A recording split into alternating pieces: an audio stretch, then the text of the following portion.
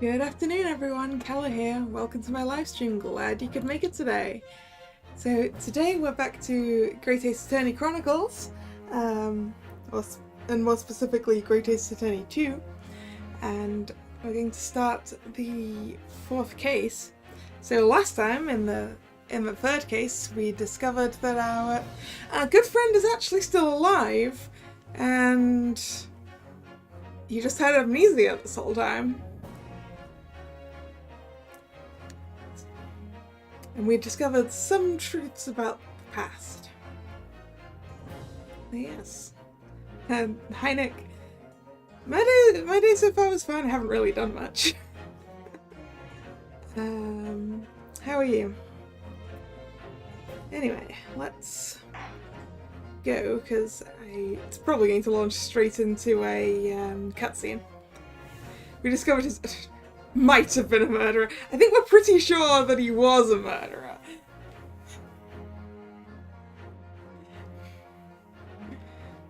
As far as we're aware, he was a mass murderer. So, anyway, let's go.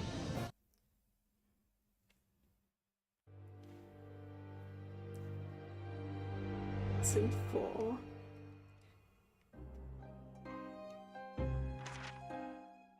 Pipe in hand, Sholmes looked down at the thick, rolling fog outside our window. I wonder exactly how many mysteries are out there, hidden within this bed of fog, he said. Indeed, a most bizarre incident, born of a curious advertisement. A hellhound's mad gallop through the shadows of a serial murder, an executed man's graveyard resurrection in the dead of night. And a commonplace killing in a small, forgotten room at the edge of town. There is, naturally, always another side to every case, of which most remain ignorant. And it is that other side which compels me to the scene of the crime, Wilson. So quickly now, take your hat and let's be on our way, my dear fellow. For our adventure is not over yet. Come, the game is afoot. Game is afoot, is it?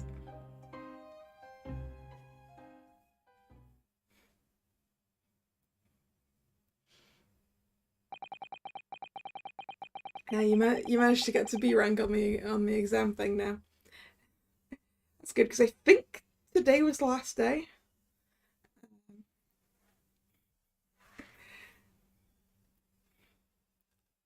So, right. Anyway, 8 days after that earth-shattering trial and Casimir regaining his memory. We were in the foyer of one of London's most luxurious hotels, the Great Waterloo Hotel.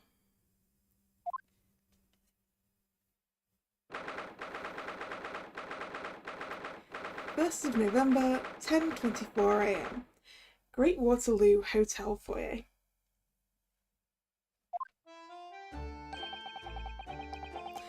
Professor Mikitoba is due to arrive at any moment. Yes! I'm so glad we got here in time!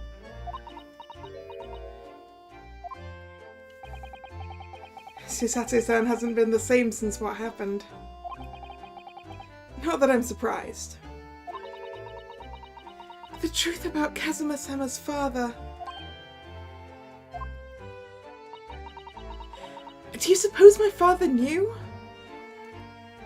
Probably, Susato. Probably. That he was actually the mass murderer of the professor, you mean?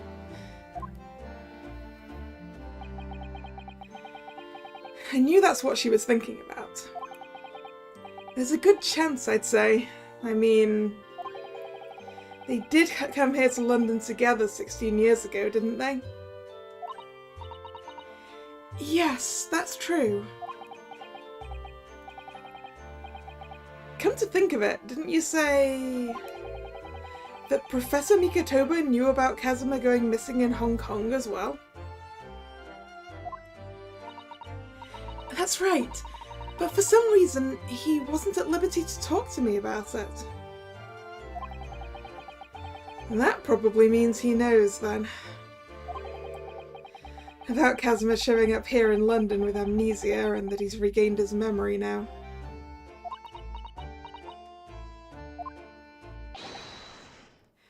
Ah, there she is!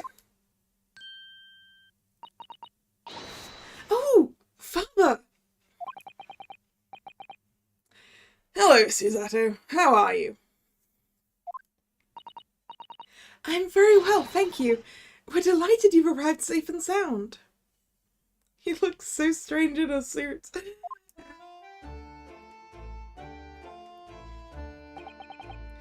I mean, the judge even more so.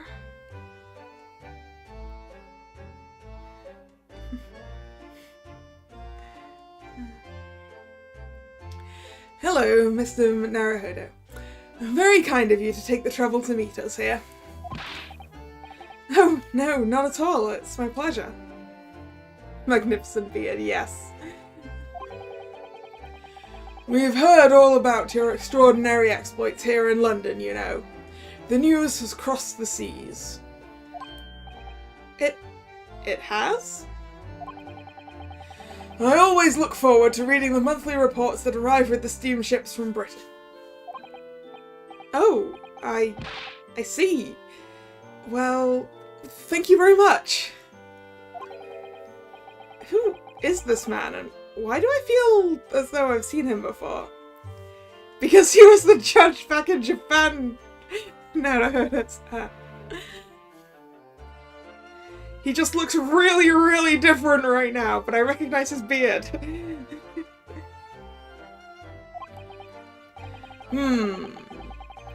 I take it from your expression that you can't quite place me. In that case, how about a little reminder, Seishiro? A firm tap should do it. Yes. A firm tap? What? Here we go, then. I hereby pronounce the defendant, Ryunosuke Naruhodo, guilty. Ah! Oh, you're...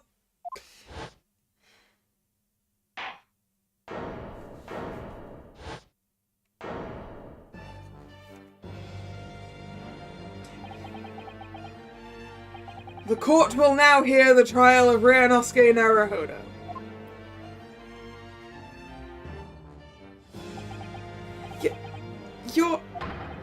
Your Excellency!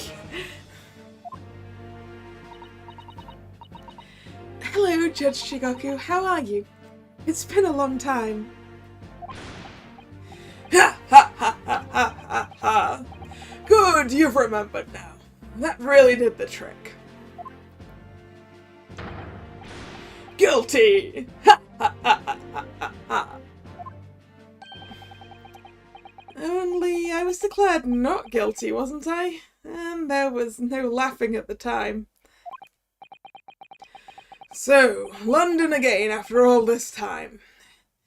Hard to believe it's been 10 years. To be honest, I never thought I'd be back. And neither did I. I didn't imagine Japan would ever be invited to an international symposium like this. Though really, I doubt anyone did, to be honest. It's all thanks to you, isn't it, Seishiro?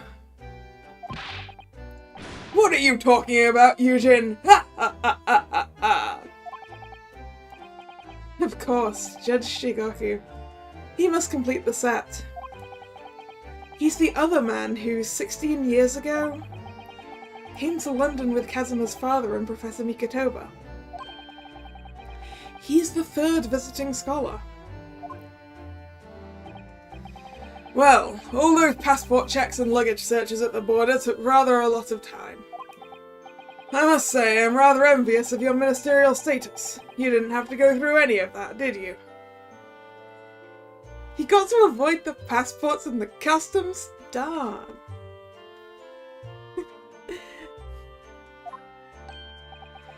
Ah, I knew you were jealous!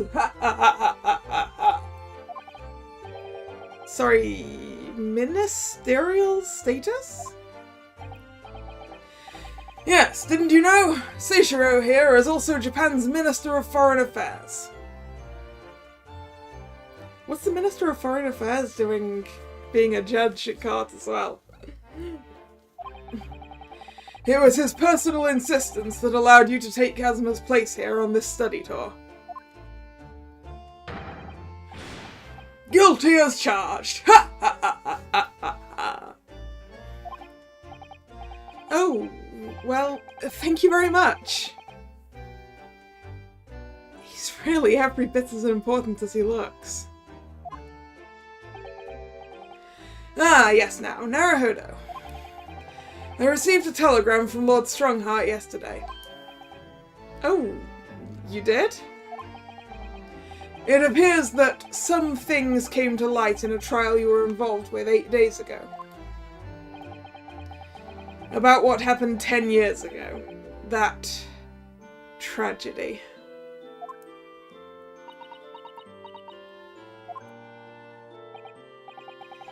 Yes. Could you tell us any more about it?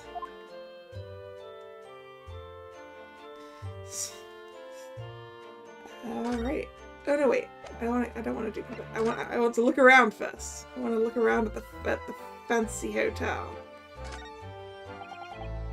Look at that! It's a picture of the Crystal Tower. Well, the Great Exhibition is one of Britain's most prestigious achievements in recent years. I wonder how tall it is. It really does represent the pinnacle of scientific achievement in so many ways. There's a 20-meter tall chimney on the bathhouse near my lodgings at Yume University. Yeah, but that's not going to be anywhere near as tall as that Crystal Tower if it's anywhere near the height of the Eiffel Tower. Which I assume it approximately is, since it seems to be taking the position.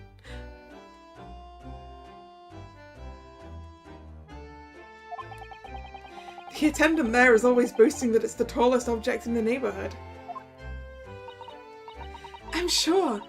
Did you know that over the channel in Paris there's a tower that's 300 meters tall? Okay, sorry, I take it back. The Eiffel Tower does also exist in this universe. I was wrong.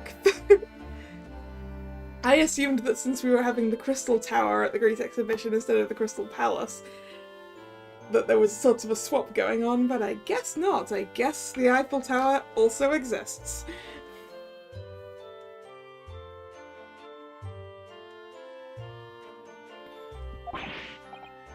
What? How many times taller than the chimney at Yume Soken Hot Springs is that? Well, let's see. You said like 20 meters tall, and that's 300. And so that's about like 15 times taller. I can maths. And if it's that tall, how does it draw properly? The smoke would get stuck, surely.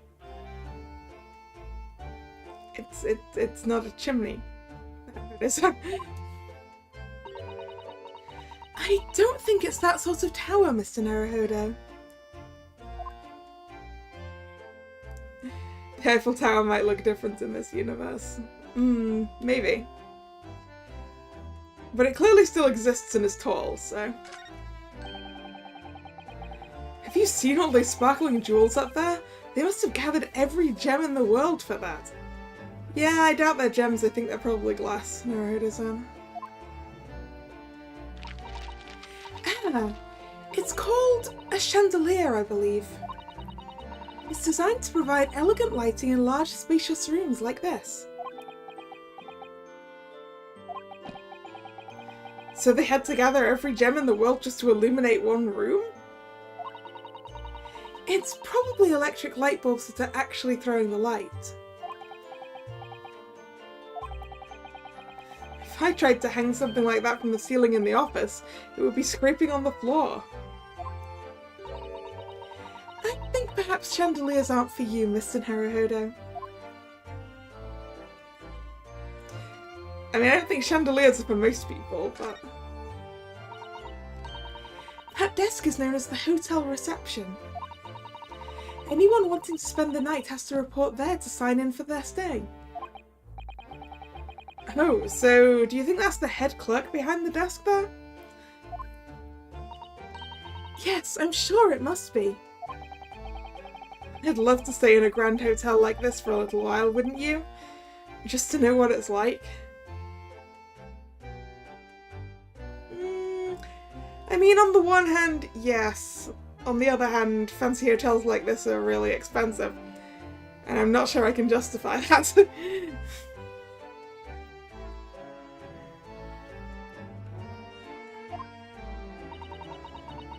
If the hotel fee was paid through our stipend, I'm afraid it might bankrupt our homeland. True. London gives the word expensive a whole new meaning.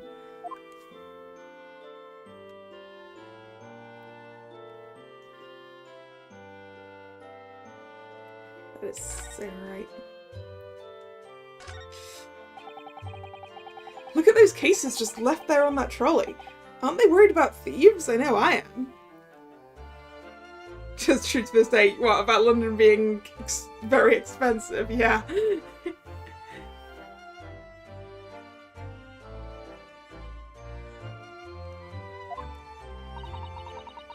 Haven't you seen the porter over there?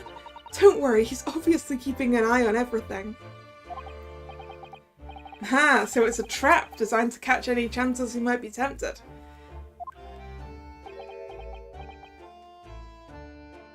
I feel like we've seen this man before. This man seems familiar.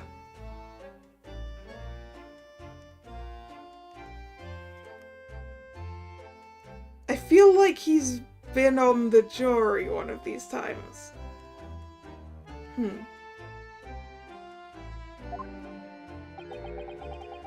Why did the porter give me such a scathing look just now, do you suppose? Well, some might say you look a little suspicious with your jet black clothes. Not everyone clad in black is some sort of ninja with intent to steal, you know.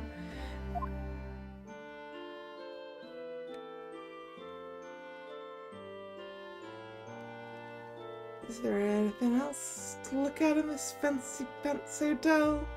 Doesn't look like it. Okay. Let's actually talk to people now. Your journey from Japan. So, how was the voyage here? Well, 50 days at sea is a long time by anyone's standards. But it wasn't as bad as when we first came 16 years ago. No, that's true. Then I truly wondered if we wouldn't be drifting in the vast ocean for the rest of our lives. This time we followed the same route as you, so we were able to relax and enjoy the experience. Ah, so you stopped in France's beautiful capital, Paris? We did, yes. Though only for one night. And yesterday evening we left the port of Dunkirk for Dover. On the ferry, I guess. Well, I say on the ferry, I guess, as if there was any other methods of doing it at this time. Like, this is, what? 1900 or so? So it's not like the Channel Tunnel exists, so obviously they took a ferry.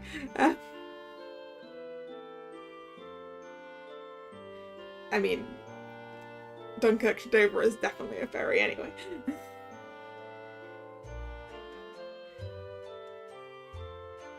They hardly could have swam, so probably ferry. Yeah, okay.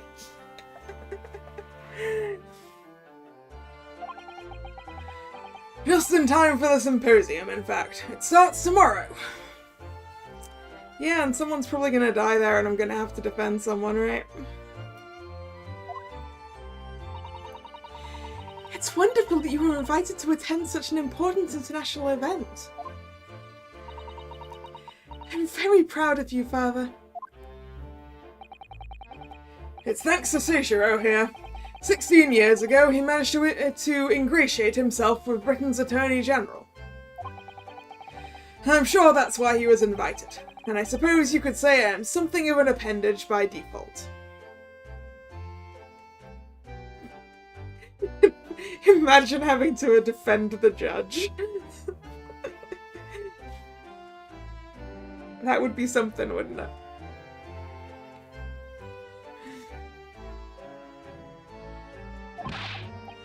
Speak for yourself, Eugen. You were close friends with the Professor of Forensic Science at a major hospital. Yes, well, I'd rather not dredge all that up, really. Yeah, given that Professor is a little bit on the dead side. No. There's been a lot of water under the bridge since then, but it doesn't bring him back. Oh. Oh wait, we're talking about Kazuma's dad, not... Okay. Kazuma's father, I suppose. It's Kazuma's father. The Professor, the killer who took the lives of 5 members of the British aristocracy, was actually Kazuma's father, wasn't he? That's correct. Genshin Asogi. Genshin. You knew, I presume, Father.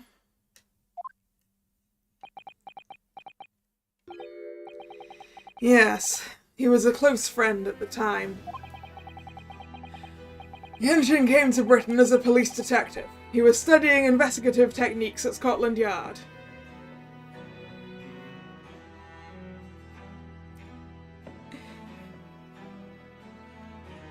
Oh, one of the Agatha Christie-based games is on sale at the moment. Nice. I've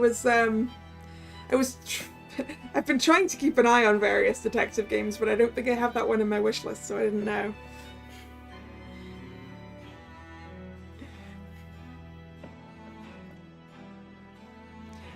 Like, I'm definitely gonna play, like, the Sherlock games and the Poirot games at some point. Obviously.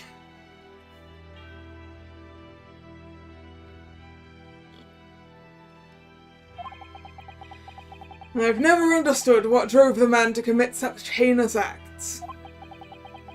It was a closed trial, so the public never knew the truth, and he was executed with little ado. To this day, few people know what really happened, even in our homeland. But what about Kazuma? Did he know? Did he know the truth about his father? No, of course not. He was told his father passed from sickness. However, I suspect he may have had his doubts. Oh, why? Might add Layton to the list. I have a Layton game on the list already. I picked up one on the one that's on Switch a while back.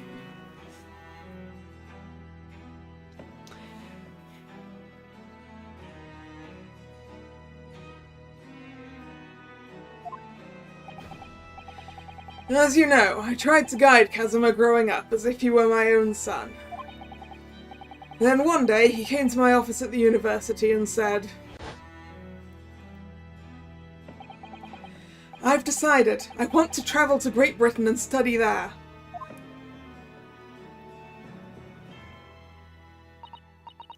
Do you think he wanted to come here to investigate his father's death?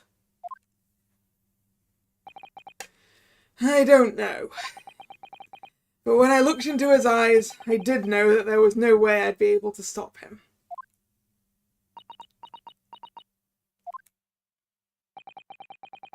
Something else came to light in that trial the other day, actually. Oh, what? Well, having disappeared in Hong Kong and been missing for almost a year, Kazuma's since turned up here in London working as the apprentice of Lord Van Zeeks. What? What? That's news to us.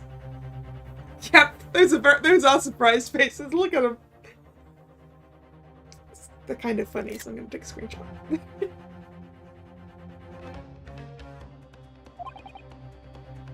So, Lord Strongheart's telegram neglected to mention that part then.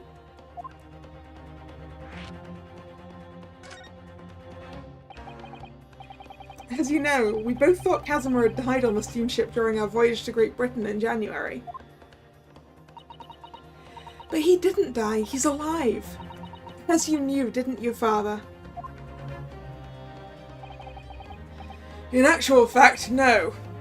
What I did know is that when your ship docked in Hong Kong, he mysteriously vanished.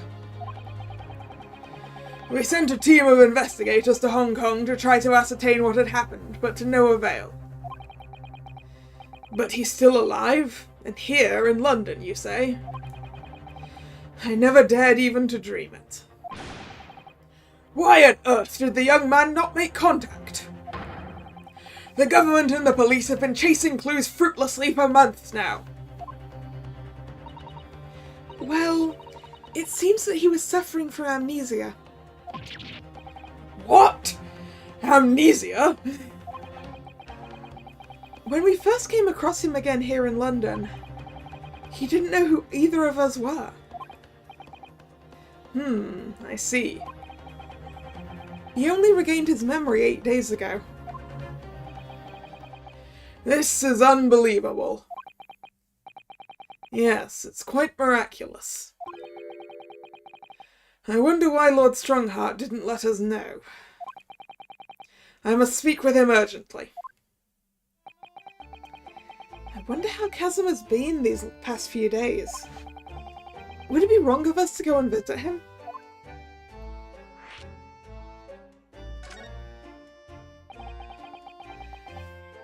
That began 16 years ago now. It's a distant memory, really. It was Eugene here, Genshin Asogi, and myself. We were the original 3. The first judicial scholars from Japan to travel overseas to study.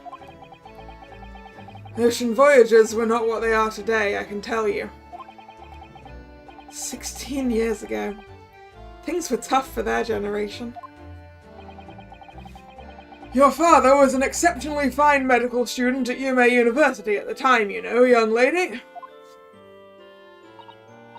Yes, grandmother told me. He went to do research at a great London hospital to study autopsy. Practically unheard of in Japan. Yes, it was an eerie place, sandwiched between the back of a prison and a burial ground. Not more talk of graves. Very often, there's no one willing to deal with bodies following autopsy work. So you see, autopsy labs have something of an unavoidable relationship with graveyards and prisons. Not my cup of tea at all.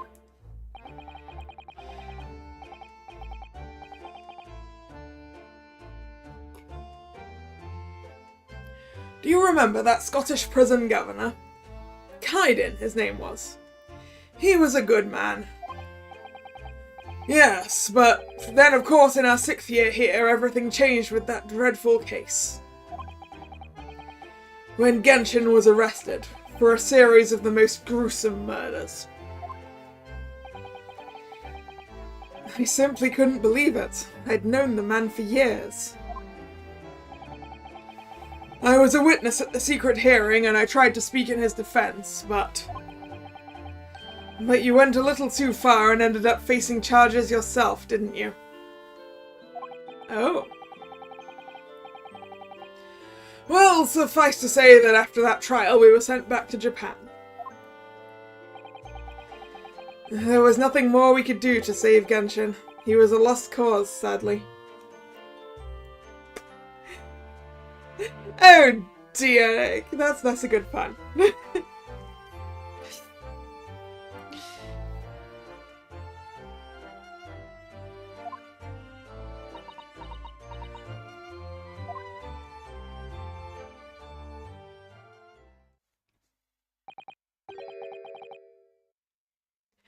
Well, if you'll excuse us now. Yes, I'd like to get this trunk up to my room as soon as possible. Hello, Joshua. Welcome to the stream.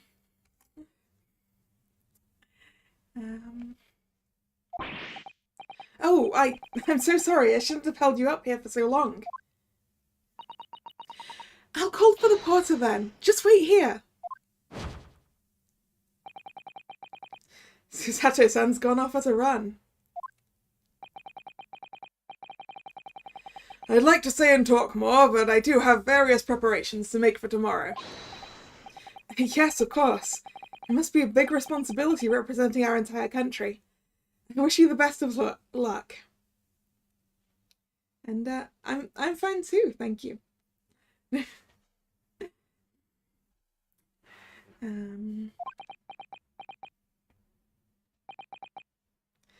Naruhodo. I hope you'll keep an eye on Susato for me.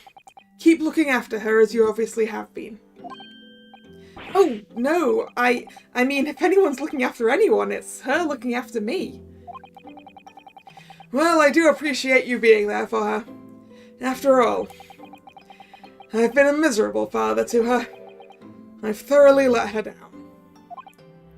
Sorry? What do you mean?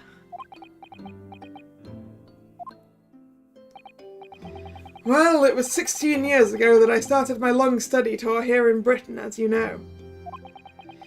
The very year Susato was born. Yes, I heard. The birth of my daughter was the most joyous event of my life, but... well, sadly it was accompanied by the most tragic event of my life, too.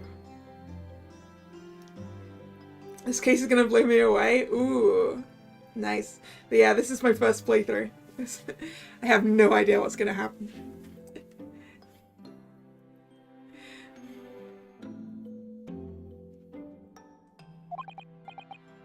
Oh, yes. Susato-san hinted at something like that.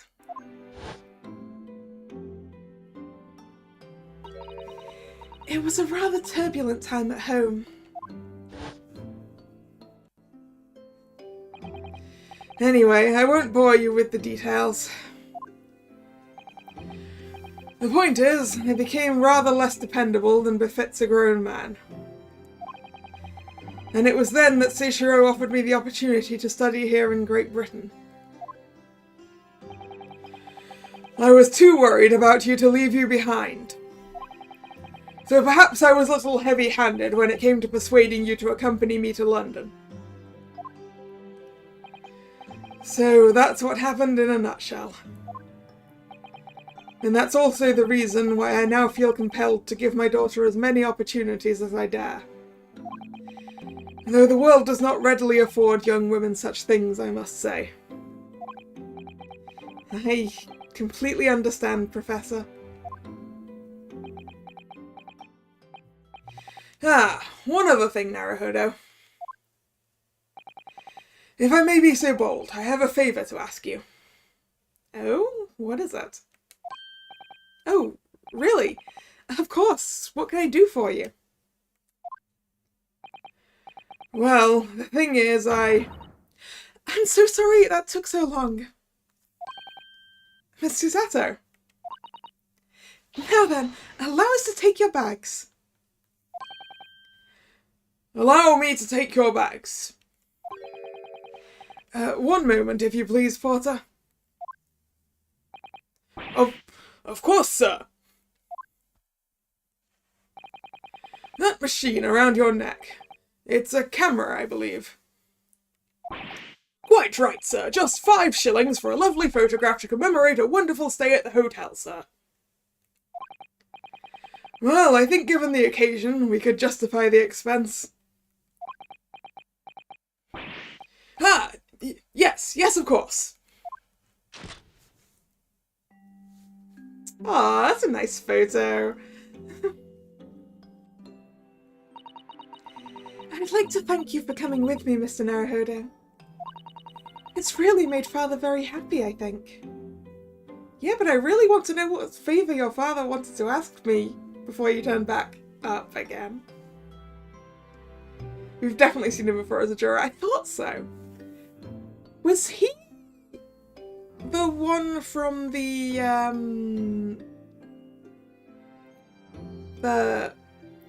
what was the word?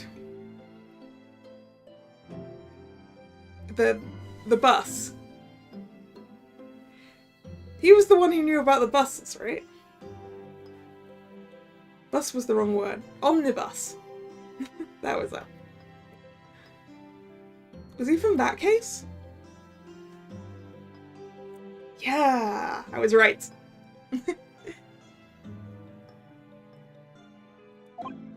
Oh, well, I'm pleased then. But we were interrupted before. Professor Mikotoba was about to ask me something. Shall we return to Baker Street then? I expect Iris will have some delicious tea waiting for us. Yes, let's go. I'm getting more and more anxious about Kazuma, though. Perhaps I'll try to meet with Lord Strongheart later and ask after him. Alright, let's go... Oh, a new location has been added. Sholmes' suite. To go see Iris. And, you know, Sholmes as well.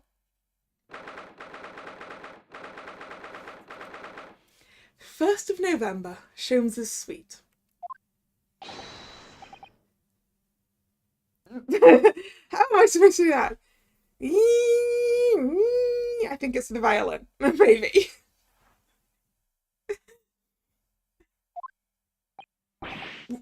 What was that? A man screaming in a most unflattering way. Do you think... Could it have been Mr. Sholmes? Oh my, I do hope not. Oh, okay, it's crying. It's a small child crying. I don't want to do it anymore.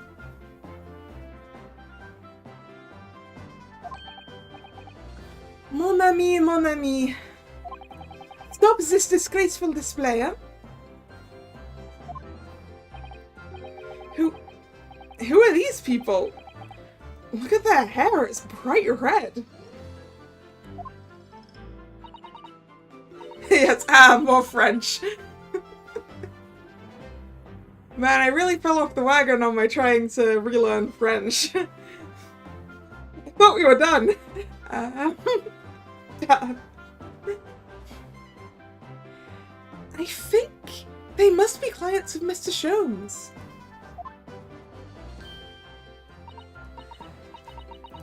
Right, you two, you're coming with me now, down to the clink. No, I'm not in prison. It's dark and damp and I don't like it. Wolf, the darkness, it is my friend. I am not scared.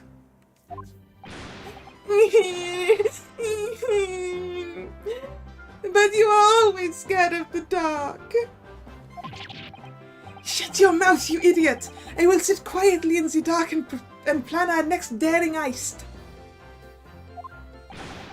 I don't like this. I don't like it. Well, tough. We'll finish this down the yard. Now get moving. Yeah, clearly thieves. Bye then, Ginny. Have fun. Oh yeah. Thanks, Iris. And thanks, you great detective. I feel like my Gina accent is off.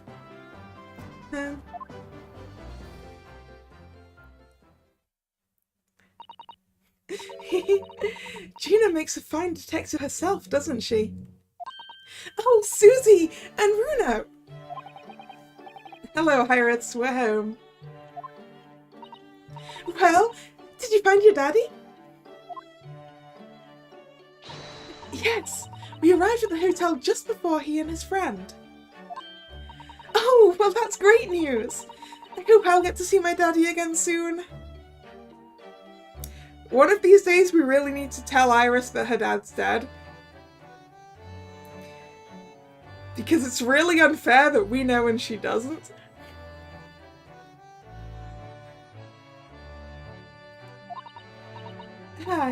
Yes, of course. Dr. John H. Wilson. So, Iris, all that remains now is that greatest of problems known to man. Sholmes, why is your hair bright red? I don't like it. But before we concern ourselves with that, I believe some tea is in order, don't you, my dear fellows?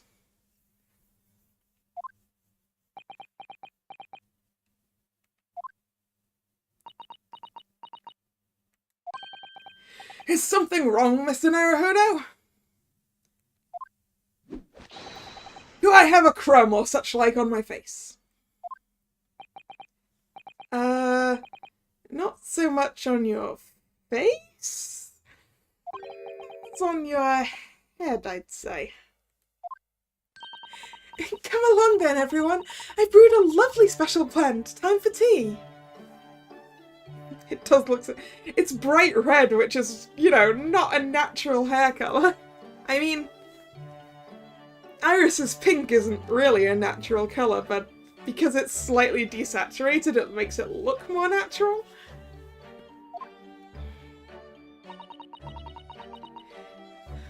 Whatever is going on here today?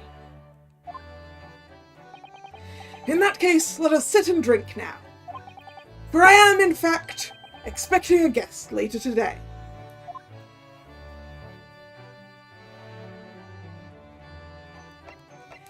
It's time to look around the room. See if anything's changed. There's nothing on this side. I finally managed to remember this behemoth's name. The Great Analytoscope. I don't think it was here when I left for Japan, was it? Oh, was that right? Yes, because it was with the pawnbroker. Ah, of course. Oh, that's given me a wonderful idea. I could pawn everything that's on your desk. The office would be tidy at last. Well, that's one way of tidying. Please don't. Don't even joke about it, Miss Susato. You are joking, aren't you?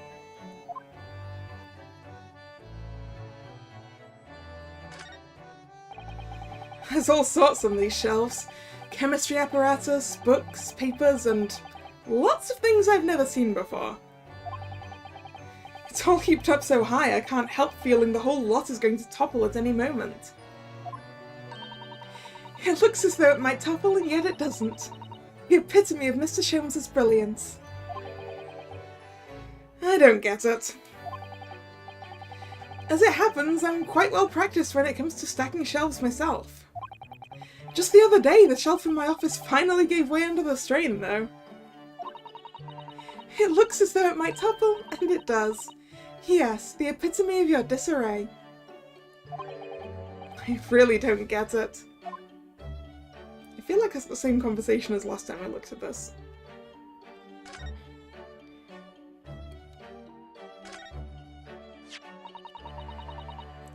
This looks like last week's edition.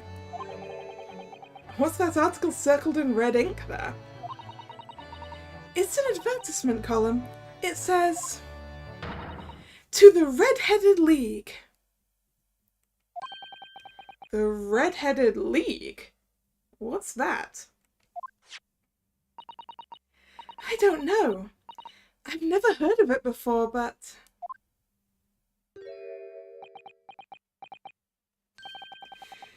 Is something on my face? Clearly this has something to do with that lively hair. The Red-Headed League article has been entered into the court record. An advertisement from the newspaper that's entitled "To the Red-Headed League." It seems somewhat suspicious in nature.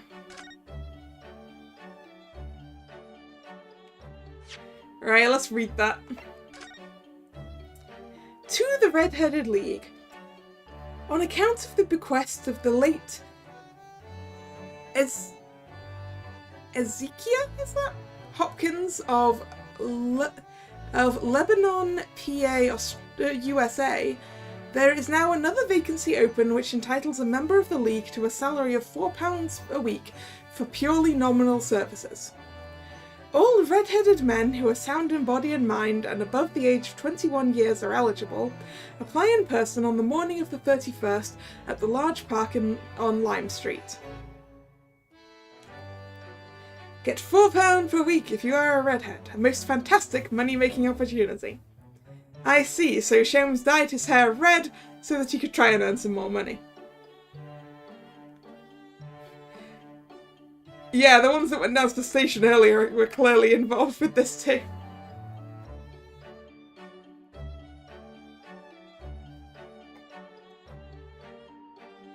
The 31st, huh? That's the day before this, I think. Then we've got a public health report on the side there. Despite the condition of the City of London itself of late, it has been a positive year so far in public health. There have been fewer cases of consumption reported when compared to this time last year, and smallpox is at an all-time low thanks to the vaccinations offered at the smallpox and fever hospitals throughout the various parts of London. Doctors, however, warn that there appears to be the beginning of yet another cholera epidemic on the horizon. Although the cause of such outbreaks remains unclear, the public is strongly advised to drink only water which has previously been boiled. I'm not sure I can properly read the other articles.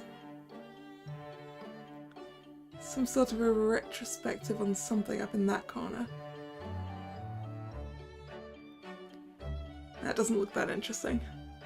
Something on St. Bartholomew's Hospital, which I don't think I'm going to be able to read. So-called germ theory I see in the middle there.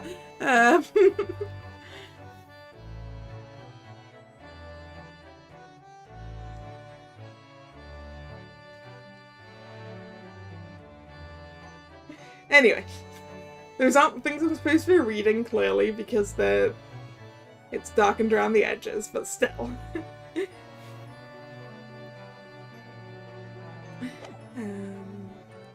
Oh, no, B. Germs are a myth, after all. I mean, back then they were still doing miasma theory, right? I do like this fireplace. It's one of the best things I've seen since we arrived in the country, in fact. Although, I do yearn for a Japanese kotatsu. Putting your legs under a warm blanketed table is so comforting. Do be careful, Mr. Naruhodo. Don't mistakenly put your feet into the fire, will you? You'd suffer terrible burns, you know. I worry sometimes about how Susato-san sees me. Hey, isn't this Kazuma's mask? The mask Kazuma wore when he was assigned to Lord Van Zixis' apprentice. When he cast it aside after the trial the other day, I just sort of picked it up. We ought to give it back to him, I suppose. But he has his memory back now, doesn't he? And I can't help feeling he might turn around and tell me coldly to wear it myself. But isn't he your best friend?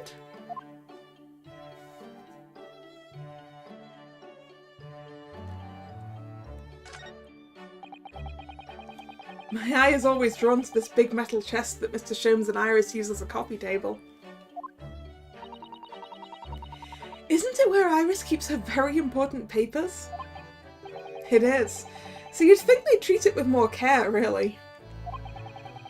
But only the other day I saw Mr. Sholmes kick it. Oh no! I suppose something must have been frustrating him. What a shame to mistreat the furniture, though. Was it damaged? The chest was fine, but Mr. Sholmes was doubled up on the floor for almost 10 minutes. Oh dear. That is a painful tale. Yes, some of these are things we've read before, but you know. Ah yes, Mr. Sholmes' curious collection of trinkets from the various mysteries he's solved. It's one of my favourite parts of this room, full of items with such exciting tales to tell. And I do believe he's added to it since I last looked. Now there's a mysterious pince-nez, a mysterious little box, a mysterious horseshoe, a mysterious biscuit. I think that last one might just be one of Iris's unfinished snacks.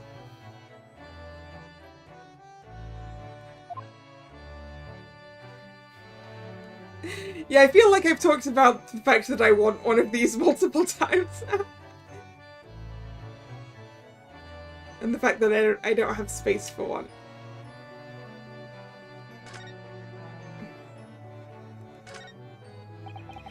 Iris's pretty little tea set is set out as beautifully as ever, look. Well, it's only by carefully taking care of a tea set that you can make good tea. Is that a roundabout way of telling me I need to tidy my desk? Oh, Mr. Naruhodo, you do overthink things at times. But she does want you to tidy your desk, that's true. This blackboard is where Iris scribbles down her latest ideas, isn't it? Let's see. Oh, she seems to have drawn a lot of little stick figures all lined up. Look. Cheap apples at the market, is what all of them say. What? The little figures can speak? All your questions would be answered if only you would read this month's Rance magazine. So I'm the only one who can't make any sense of this?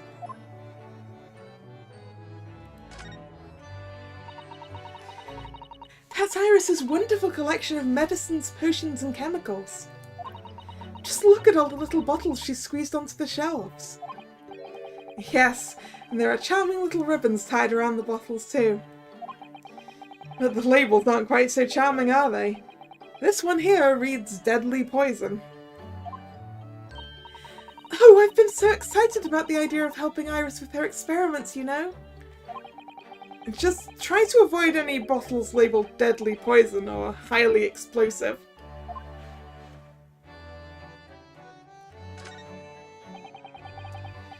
If I've remembered correctly, this large and imposing lump of iron is called a typewriter. But that every single one of the adventures of Sherlock Holmes blossomed from this very machine. It's such a dreamy thought. I actually had a go on it the other day. The metal bars that move when you hit the keys got all tangled up somehow, and that made Iris angry. Mr. Naruhodo, you're ruining my dreamy thoughts. Please don't do that again. Now I've made Susato sound angry as well. Okay, I think that's everything around here, so let's... Sholmes, what? Your 2 visitors. We'll start from the top.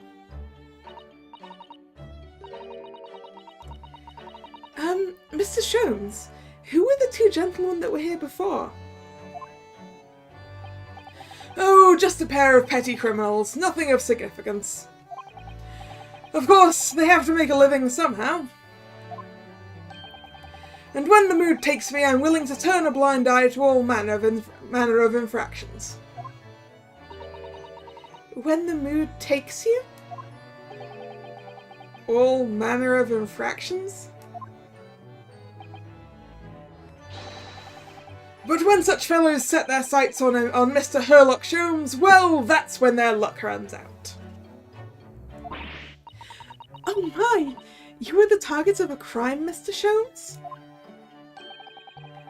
But I quickly devised a plan to entrap them and deliver them to our young detective ally. You should have asked Gregsy to come too. We could have had an arresting tea party. I did send word, but no answer was forthcoming. The man is consummately in the wrong place at the wrong time. There is a word for it, I'm sure. I have it. A bungler. That's the word. It's a good job he's not here to hear you say that. So those redheads have been up to no good?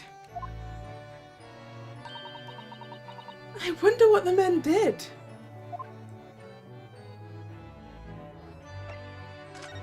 The greatest problem. What was that about the greatest of problems known to man that you mentioned before? Is it another fiendishly intricate case, Mr. Sholmes?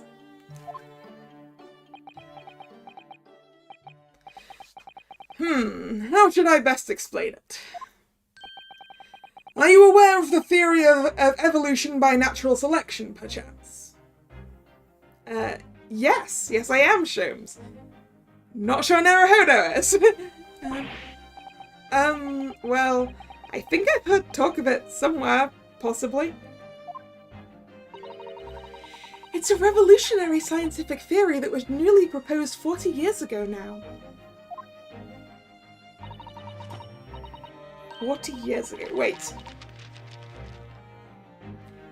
That might give us a more exact date.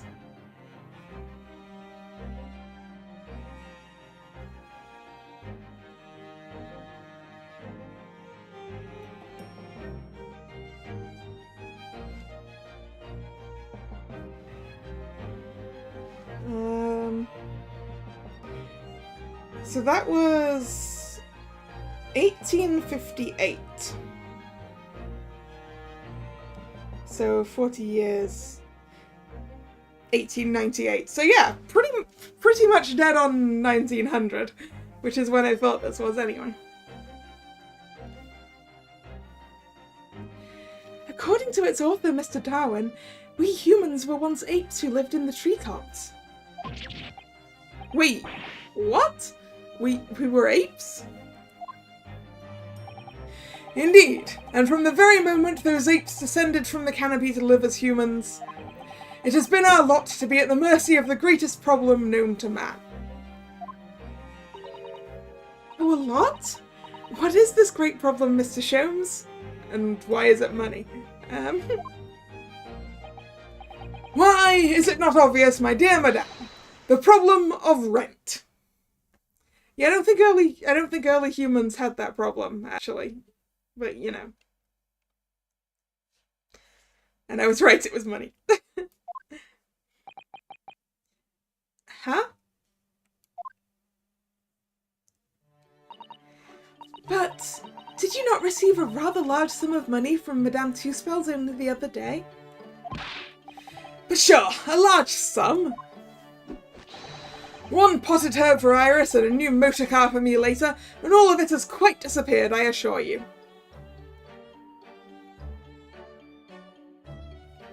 You bought a new motor car?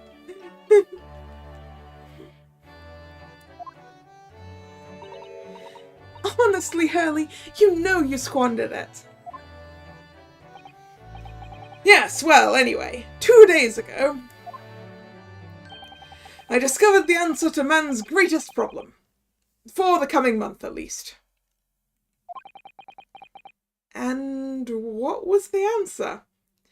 Dyeing your hair red and hiring out your services as a redhead. I assume. Why, there is a substantial clue before your very eyes. Don't tell me. Let me see. Humans are sorry creatures, unable to see what is in front of their noses. Let me give you some assistance. Don't look, but observe me very closely.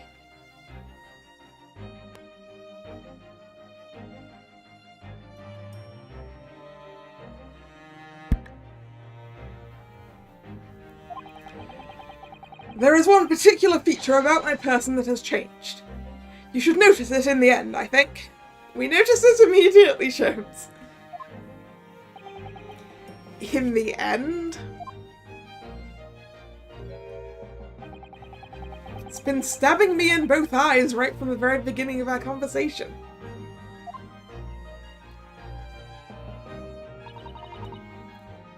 I think we might need another clue before we uncover the full answer, Mr. Naruhodo.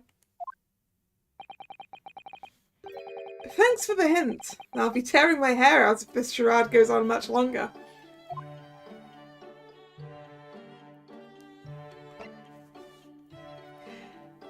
I think we need to present to him the paper that we picked up. But anyway, the lie you told. Mr. Sholmes, isn't it about time you told us the truth? Just over a week ago you said to us, I will now tell you something of the first importance, my dear fellow. Great detectives are wont to lie. It will serve you well to remember that.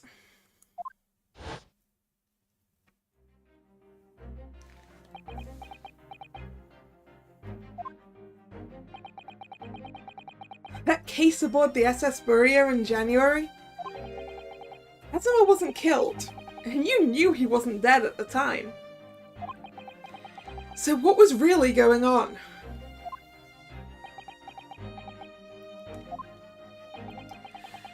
The fellow was unconscious for a very long time. If he hadn't regained consciousness when he did, his life would have been in mortal peril. Of course, a side effect of the prolonged comatose state was amnesia, as you now know. It was a simple enough task to silence the crew. But how? After they'd carried him out of the cabin, I assembled them in the lobby area. Then I made them swear to leave him unconscious and have him unlaid from the ship in Hong Kong as a murdered corpse.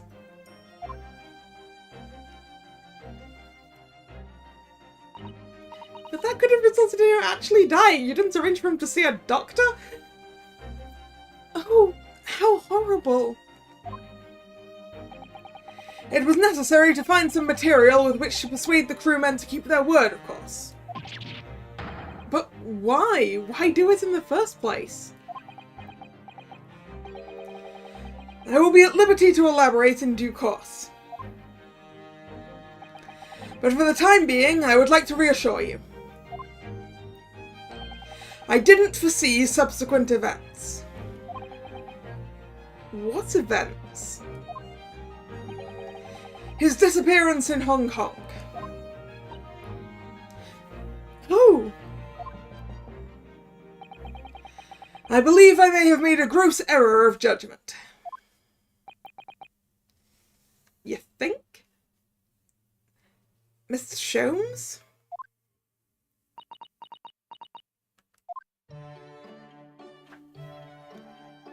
Alright. Present. The Red-Headed League article. It looks as though someone circled an advertisement in this paper, Mr. Sholmes. To the Red-Headed League. Does that strike you in some way? I was thinking that just maybe it might be related to your bright red hair.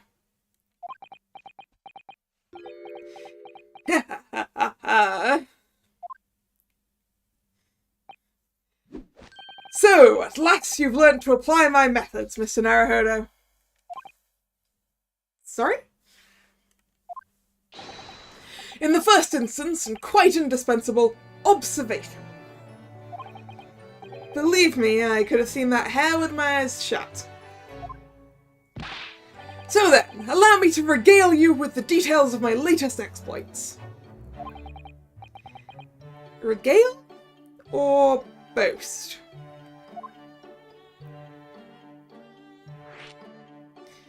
Yep. Alright, what's this Red-Headed League thing? So what is the Red-Headed League, which seems to be the subject of the advertisement you've circled? You noticed it in the paper, then? That, my dear fellow, was going to be the source of this month's rent payment. It was? How? Yeah, he's definitely boasting, right?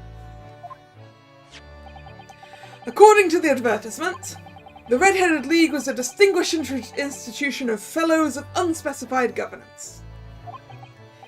In fact, the only condition for becoming a member is having red hair. That doesn't entirely surprise me. But listen to what the lucky redheads receive once they join. An unconditional salary of £4 a week. Oh my! £4 a week? This is when we need to go and look at how much £4 was worth.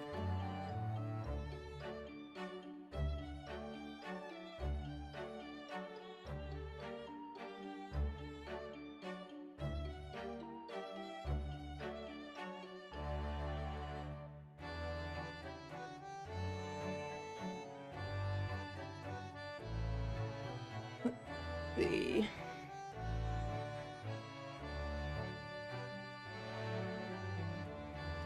inflation calculator.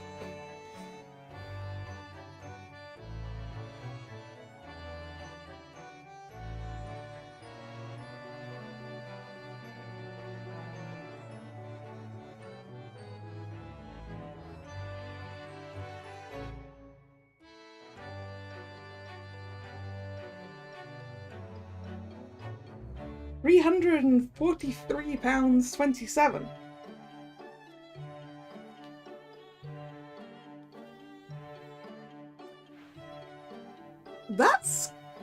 That's a fairly reasonable wage.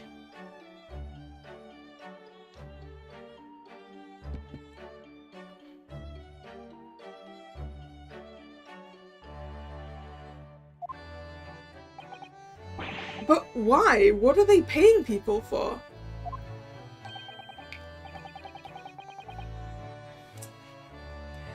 That I don't know. No details are given in the advertisement. But surely every redheaded person in the country would be flocking to join in that case. You're right, Susie. There's no time to lose. I'll put in my application at once. So will I, just on the off chance. Your hair is nowhere near red, Susato, and it would be difficult to dye it to that colour because it's dark. That might be stretching a point, I think. The trouble is, they have a fixed number of members, you see. Oh, I see. So once a certain number of people have joined, no one else can.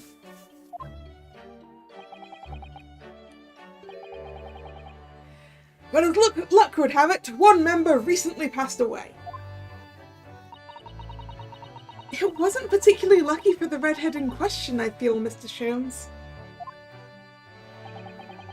So you decided to try to join in his place? Correct. I mean, look at me. Have you ever seen such a red-headed fellow?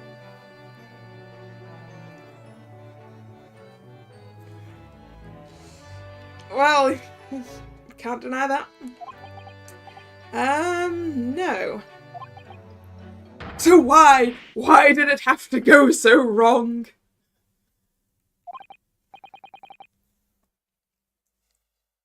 What on earth happened? A blunder, Mr. Naruhodo, though it pains me to admit it.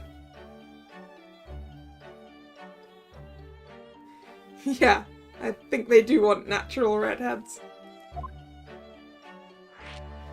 Your blunder? What did you actually do to your hair, Mr. Sholmes? I'm glad you asked, Miss Susato.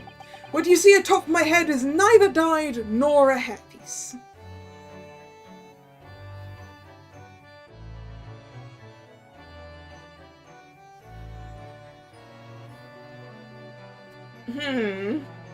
Then how did you make it red? Also, how did you manage to get your eyebrows to match?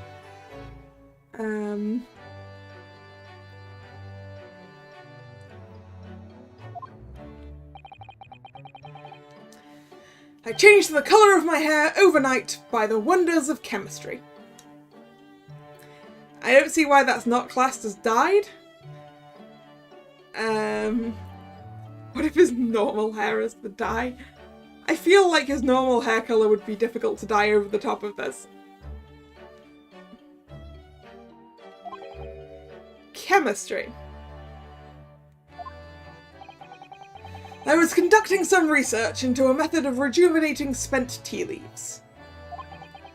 And in the course of my work I stumbled upon a potion that, when taken, turns one's hair a flame-like red. Okay. Would you like to try it? It will make every hair on your body perfectly crimson. No thanks. I think I'll pass.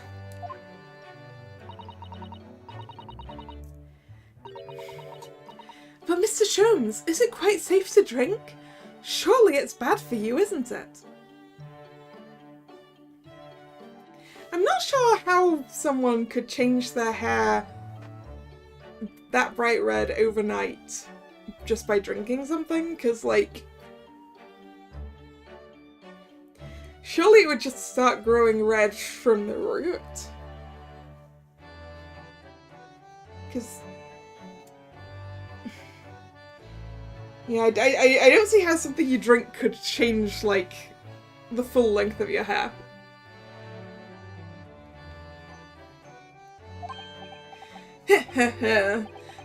Amateurs are always hampered by such fears. Oh, I should never have doubted you, Mr. Sholmes.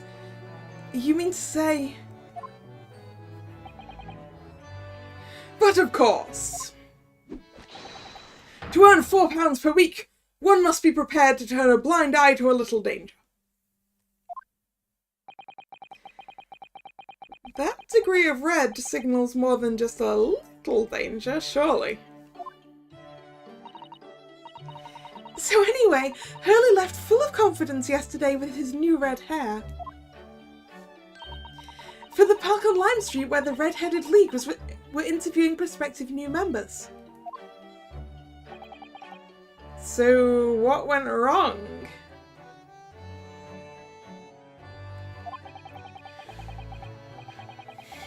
The whole park was choked with red-headed folk, like a Costa's orange barrow. I queued for 8 hours solid before at last I reached the front. But when the panel of interviewers saw me, they immediately said, "Ah, Mr. Herlock Sholmes, are you in disguise to conduct an investigation?" Yeah, I had a feeling they might have already known who you were and the fact that you're not a redhead. Yeah, that's the problem with being popular, Sholmes.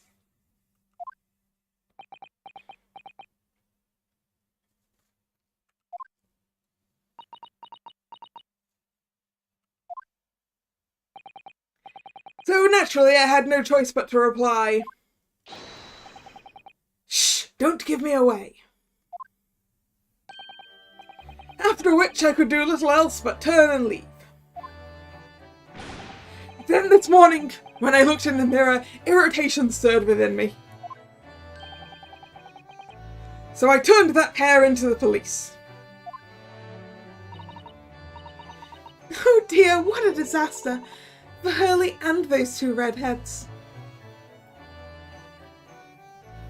Wait, were they with the examiners?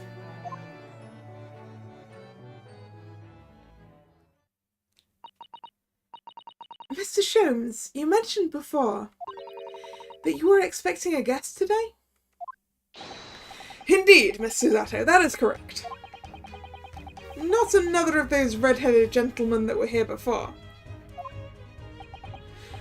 Not at all. They were petty villains. The guest I'm expecting is a client. Oh?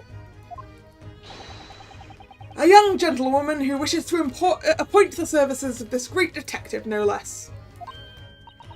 Oh, how wonderful, Mr. Sholmes.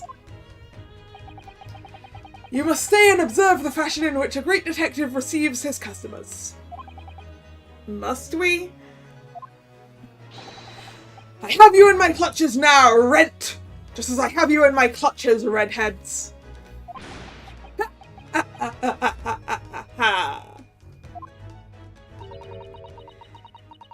That hearty laugh is masking rather sinister thoughts, I feel. You know, the lady isn't due for another hour yet. Don't feel as though you must wait around if you have other things to do. Sholmes is being petty. Yeah. Yeah, he is. Let's go up to our rooms. See if there's anything to see there. 1st of November, Naruhodo's Legal Consultancy. What to do? It's good news that Professor Mikotoba arrived safely, isn't it? Yes, it's wonderful. And the fact that Father has been invited to this important international event really makes me very proud to be his daughter. Your father, Judge Shigoku, us, and Kazuma, of course. There's an ever-increasing number of Japanese here in Britain's capital, isn't there? Well, yes, I suppose so. But London does have a population of 6 million people, so I think we're still a minority. Susato-san's father, who came here as a visiting student 16 years ago, and Kazuma. It's almost as if some great power has been at work, drawing them here across the ocean to London. I feel as though the waters are beginning to swell again now.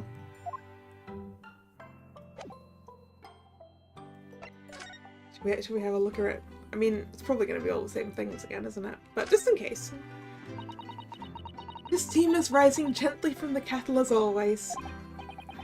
Yes, it doesn't feel right somehow unless it is. But the steam has an unusual scent today. Perhaps the sweet potatoes that I brought back from Japan with me are ready. Oh, Mr. Naruhodo, I heard that, you know. Tears of joy, Miss Susato, from my mouth.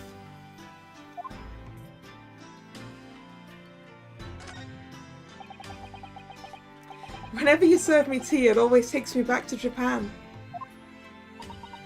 I know you're not particularly fond of the bitter taste, are you? So I do always try to pick out less bitter matcha for you. She does often serve up an unusually mellow blend, it's true.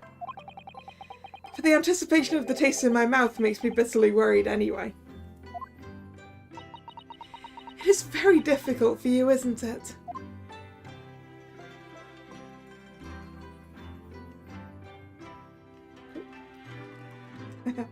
I remember this. The spade is still here, look. Please, Mr. Naruhodo, it's not a spade, as I think you well know. It's a shovel. It didn't take long to reignite that old argument. I have an idea. Let's give the implement a name, like Professor Hairbrain named his tools. Oh, I never thought of doing that. From now on then, let's call it Ryunosuke.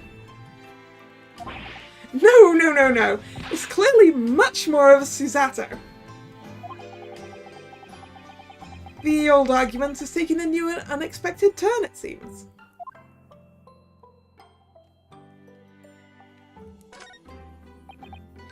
You see, I've been keeping my desk beautifully covered in papers as always. You really must tidy it all up, Mr. Naruhodo. No more excuses. But Miss Susato, the way I see it, all these papers building up on my desk like this are a reminder of my wonderfully diverse daily life. I like to leave them as they are so I never forget how lucky I am to have such varied experiences. Look, Naruhodo-san, that's a lot of excuses for not tidying. Even I don't try for that, so I'm just like, yeah, my room's a mess. My house is a mess. I'm sorry. I don't try and make excuses for it to be reasonable. In that case, you should definitely have a thorough tidy. You know what? Maybe I need this as a reminder.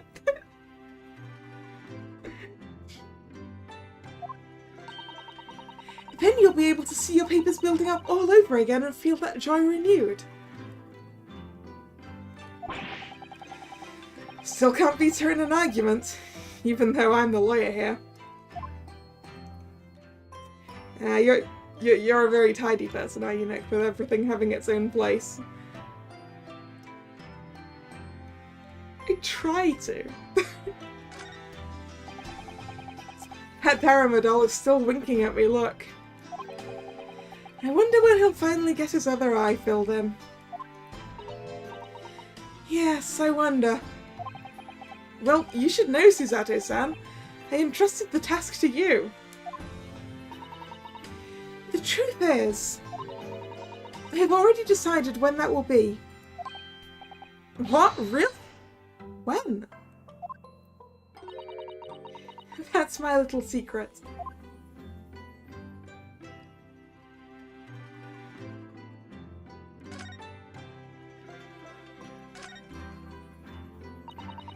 My desk is just as it was before I left. Sumi ink and a calligraphy brush, even though we're in England now. That strikes me as typically you, Miss Susato, and typically not you at the same time.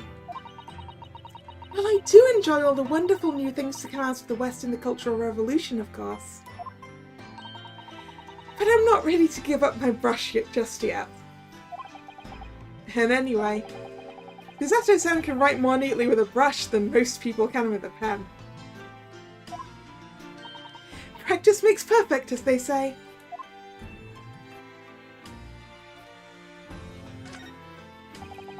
Your room across the hall is undisturbed, of course. I don't suppose I'd be permitted to see inside now that you're back, though, would I? You know very well that only Iris is allowed inside. Yes, I heard you two giggling from in there again last night. You can visit Mr. Jones in his room, Mr. Naruhodo. Last time I did that, he tried to convince me to drink some strange concoction he'd mixed up. Oh dear. Oh, wait. There. All the sea life seems very content in there, I must say. I've noticed something recently, actually. The anemones breed at a most extraordinary rate. Oh, really? It's a mystery why the whole seabed isn't buried in a mountain of them, actually. That's because things eat them. There it is, You feel like you'd be in mortal peril if you visited shows. Oh, how splendid! That really is a mystery, isn't it? I wish there was someone here to explain Susato-san's strange reaction to that. Okay, I think that's everything we can look at around here. So it's time to go see if Lord Strongheart has time for us.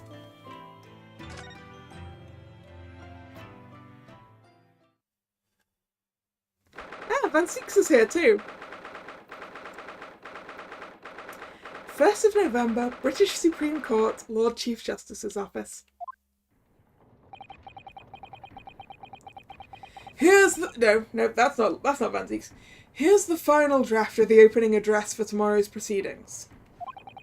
I've supplemented your original with the figures you asked for from the yard. I see. Excellent work. Thank you. You're welcome, my lord. No, that's not quite right either. What was my Van Ziek's voice? I'll get there eventually. What's Lord Van Ziek's doing here? My, there seems to be an awful lot of tension in the air, wouldn't you say?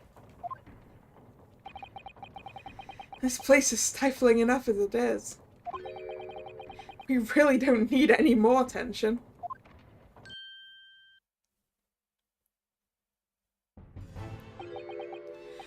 My apologies. I didn't notice you come in. Your small stature and dark dress make you all but invisible to me. Pompous with a sense of sarcasm. Yeah, that sounds right. I just need to guess it again. Oh, no, it's entirely my fault for wearing black, I'm sure. From now on, you must dress in white from head to toe whenever you come here. Now then, Mr. Naruhodo. Yes, my lord. I'm right here.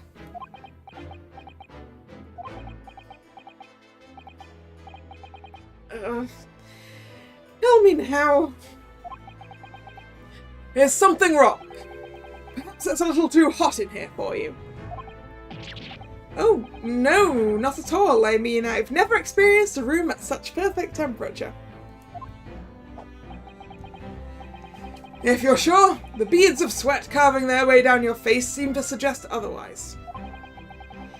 Because of the daggers you're staring at me with, mainly.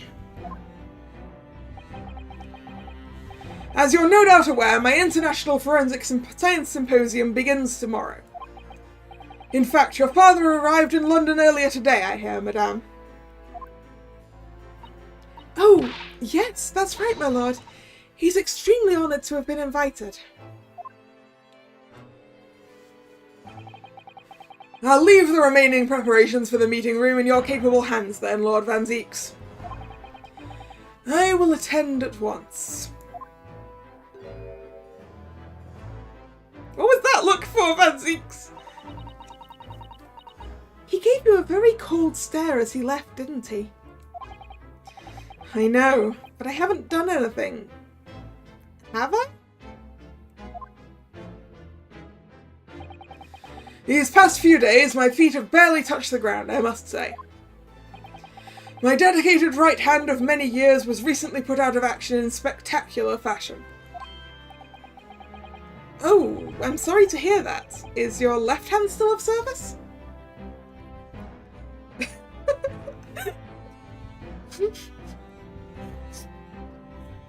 Oh no! I know that was just a misunderstanding of what he meant by right hand, but it also made a really good pun.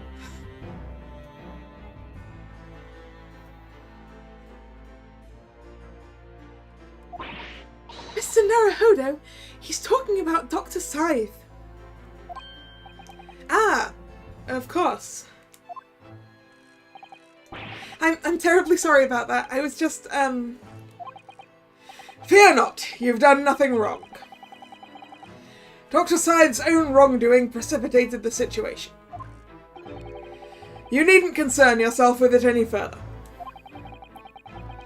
That would be a lot easier to do if it weren't for the piercing stare you're giving me. Lord Van Zieks is doing an admirable job of holding the fort. Though disturbingly, his apprentice has been missing since yesterday. Oh no. Kazuma's been missing? Oh. Missing? What's become of Kazuma-sama now?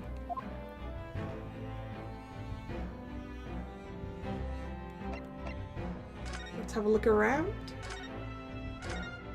Wait, from this side.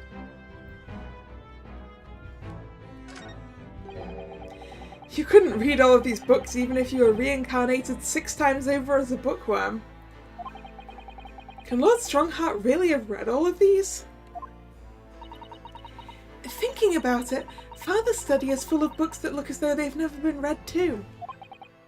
Oh, really? Peddlers of books are forever pushing their wares on him, you see. And I think he's just too kind-hearted to refuse them. There's a phrase for that in Britain. People would say they saw him coming. It makes me wonder if perhaps the vast number of books on the shelves in here are a sign that Lord Strongheart's overwhelming kind-heartedness. I'm not sure you could afford to have a kind heart if you had to keep Lord Van Zieks in line, could you?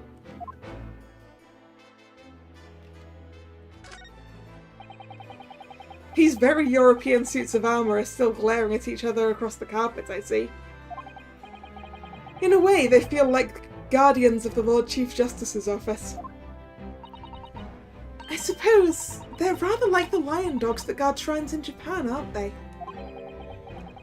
Aren't they a bit too human to be called lion dogs? Did you know that it's a dream of mine to keep 2 cats one day?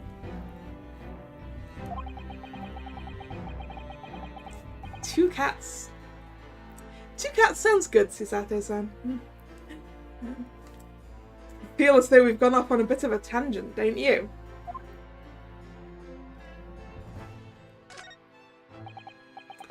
As ever, the enormous clock is diligently maintaining its rhythmical tick-tock today. Watching machinery at work can be quite mesmerising, can't it? Ironically, you can completely forget the time. What I particularly enjoy is watching the enormous wheels of a steam locomotive turning. Yeah, 2 cats as long as they don't fight, yes. 2 cats who'll play happily together is pretty good. When I was a little girl, Grandmother often used to take me to watch the railway engines, you know. It's an open fire for me. I could sit and watch the flames for hours. Mr. Naruhodo, we could install one in the office. An enormous wheel turned by an enormous steam engine. Perhaps we could start with a simple fireplace. Not sure you've got space for an enormous wheel with an enormous steam engine. Just sitting behind that desk must make you feel so important, don't you think? Would you like to have an office like this, Mr. Naruhodo? With such a grand desk? I wouldn't. Who, me?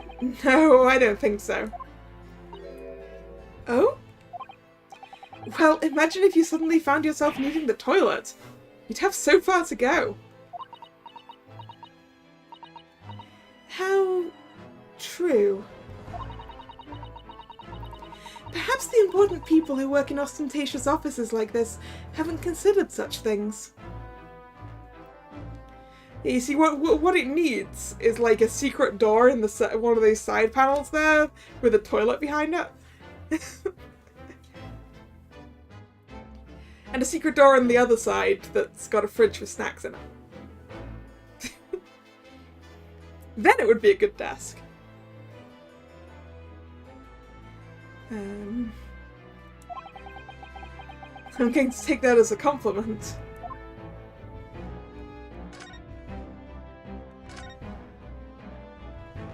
I think it's just identical on this side, isn't it? Yeah. A secret door behind the desk with a gaming room. Ooh. Yeah, that's a good one too. No, actually, you don't need a secret door. What you need is like gaming stuff that will fold away into the desk, and then like you can be playing with your games, and when you hear someone coming in, you can just press a button and it just turns back into a desk that looks like you're doing work.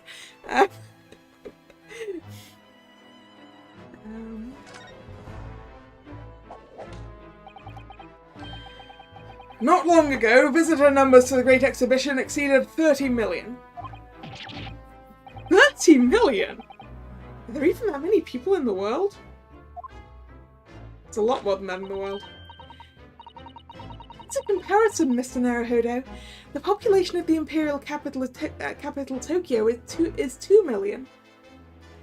I think it's a lot more than that these days, but...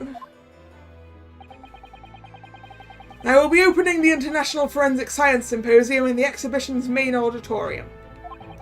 This event has been 2 years in the making. 2 years of preparations and negotiations with other countries. It sounds like a tremendous achievement. Congratulations. The 20th century will see the wholesale adoption of forensic investigation techniques, and cooperation between policing organizations around the globe will be essential. Which is why this landmark first symposium had to be hosted here at the heart of our great British Empire, in order that Scotland Yard can become the leading investigative organisation in the whole world. He's the same as ever, I see. That passion of his is quite something. You're every bit as passionate in your own way, I'm sure, Mr. Naruhodo. I'm the only person in this country who truly cares about a future that embraces forensic science. It was my intention to become Her Majesty's Attorney General and reform the Yard from the ground up. So the disgrace of the forensic investigation team has been a bitter blow to my ambitions. Yeah, about that. I first established the forensic investigation team a year ago. Experimentally to start with.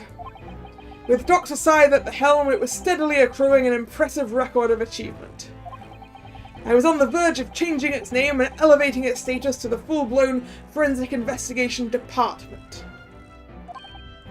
And can you not do that now? Obviously, no one wants to hear anything about it at the moment. Even I can't keep this story out of the papers. 6 million Londoners will be cursing forensic science now. This incident will set back our country's advancement in the field by a good 10 years, I'd say. Unintended repercussions of our trial. We simply couldn't have overlooked what had happened, though. Of course not. We should all be grateful to you both. Anyway, I'll still reform this country's policing when I become Attorney General. This might delay my plans, but it won't alter them. Nothing will stand in my way. And yeah, about Kesma being missing, sir? About Lord Van Zieks' apprentice. Ah, yes, that came as a surprise to me, I must say, that you and he are old friends. How did he become an apprentice to Lord Van Zieks in the first place? It came about 3 months ago. An unidentified Asian man was apprehended by border police. They found him hiding aboard a large goods vessel. Oh my! So he stowed away to get here. He had no papers to identify him, no passport, and he was suffering from amnesia too. Other than the fact he was clearly of Eastern descent, there were no clues as to who he was. So I decided to assign him to Lord Van Zieks. That way I could keep an eye on him. But then, why the mask? I believe the mask is probably because Lord Van Zieks was rather racist. I didn't want to burden Lord Van Zieks with tiresome explanations about why he had an Eastern apprentice.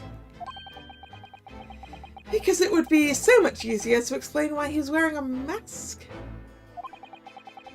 He's proving to be a great help to Lord Van Zieks. I have high hopes for his future. By the way, do you know where he's gone? No idea, but I believe he's left London for the time being. Oh. I take it you also didn't know that the man's father was one of our country's most infamous criminals, I mean. Kenshin Asogi.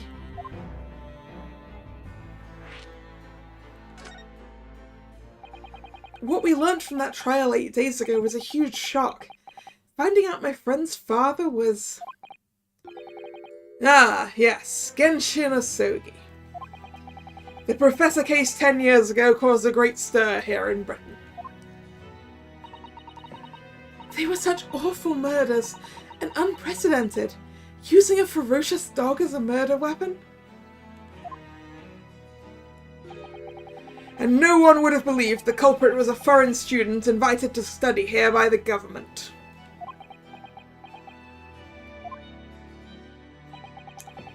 So the true identity of the killer couldn't be made public then, and can't be made public now. Nobody in your country knows it was him, and neither do the citizens of London. The main motivation was to avoid aggravating relations between our two nations at the time, I understand. Correct. However, it has to be noted that there were some supporters of the Professor's apparent cause. What? Supporters of a mass murderer? The majority of the man's victims were a blight on the aristocracy of the day. Somewhat ironically, their deaths actually benefited society as a whole. Or so a fair few thinkers in London believed anyway. Right, I see. But it was still murder, wasn't it?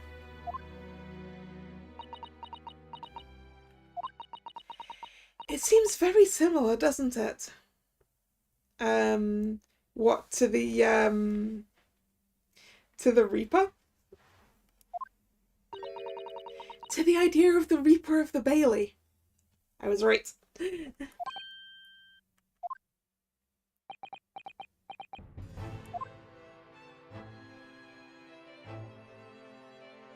Oh, and we have nothing else new here.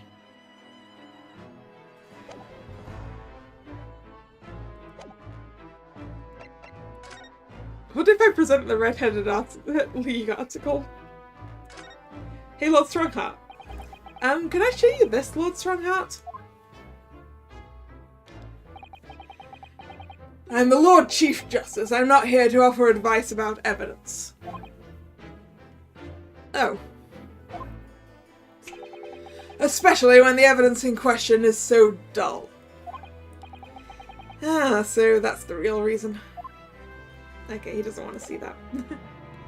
I guess we move again then. So it is evidence. Ah, it's in my court record. Should we go to the let's go to the hotel and see if there's anything going on there. There is nothing going on here. In that case, back to Sholmes' suite, because maybe his visitor will be here.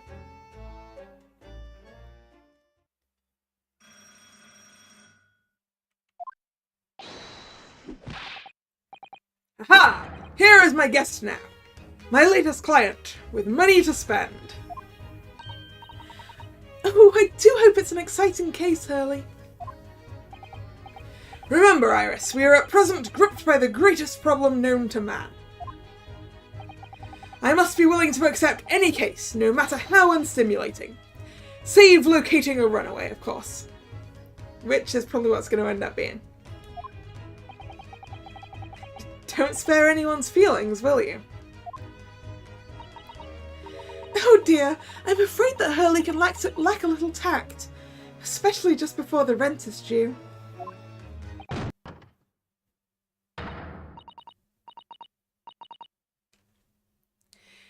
We've seen her before, too. I feel like she was on the jury in the last case.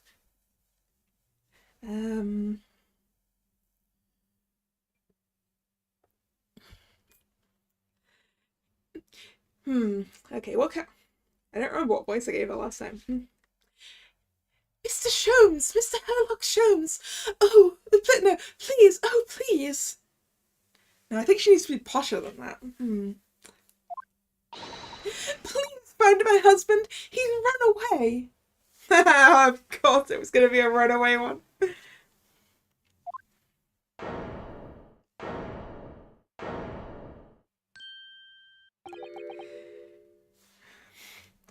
To upset me? I beg your pardon. Never mind, a personal matter. My apologies. What exactly are you trying to say, Mr. Naruhodo? I didn't say a word. Come, my dear madame, be seated. Iris, some tea, if you please. Of course.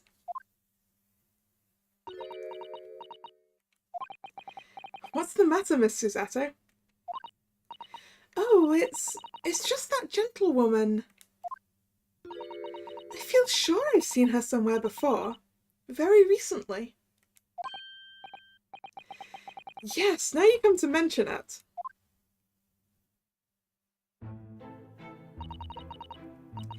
As I explained earlier, my name is Evie Vigil. I implore you to take the case, sir. Money is no object. Simply name your figure. Money and wealth are of little consequence to me, madame. Sholmes? Sir? Pretty sure you need the money. Being offered a case to solve is reward enough. No, you're supposed to No, you should be taking our money. Oh, Mr. Sholmes, you are the picture of benevolence. I will, of course, make a mental note of your offer, however, for contingent reasons. I trust you will remember your words also. If I might inquire, sir. This gentleman and lady would be... Oh, me? What I am about to tell you, I should like to communicate in the strictest confidence, you understand? Ah, these are my friends. I assure you, you may say before this pair anything which you may say to me. Ah, I see. I can vouch for the gentleman personally. After all, he's hard of hearing. Sholmes. What?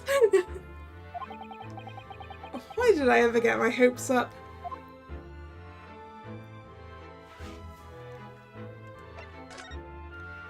Right, Mrs. Vigil. Forgive me for asking, Mrs. Vigil, but have we met somewhere before? Quite recently, perhaps? Oh my!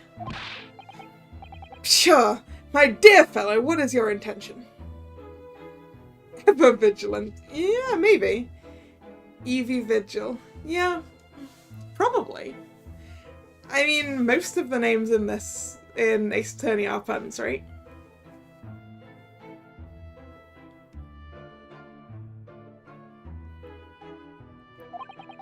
Clearly, you have no ability to differentiate the facial features of the English.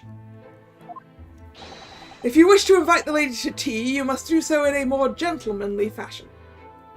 We're not trying to invite the lady to tea, Sholmes.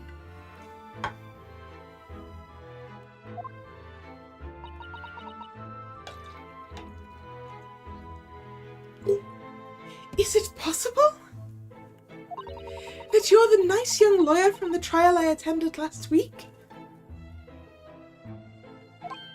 Ha! I knew I recognized her.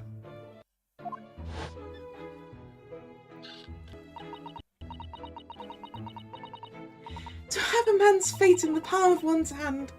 Oh gosh, oh golly, it sends shivers down my spine.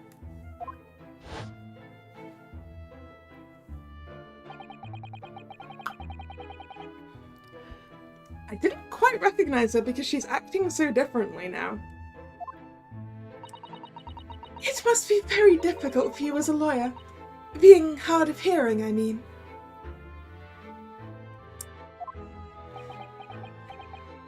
Pardon? That's so good.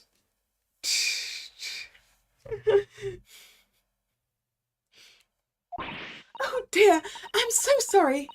Don't worry if you can't hear. It was a frippery, really, nothing more.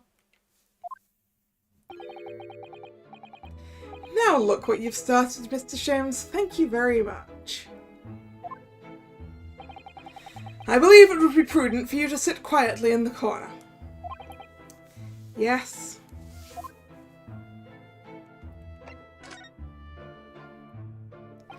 Tell us about your husband, madame. Mr. Vigil, my daily, is 40 years of age. I have a photograph here. An entirely unremarkable gentleman, by appearance at least. How long have you been married? It will be 15 years this year. We have a cordial relationship, and my husband's income is more than adequate, so we live quite comfortably. As it would appear, I need only look at you to know these things. Oh, gosh! Your dress is the latest style, your hat clearly regularly groomed, and your eyes are animated.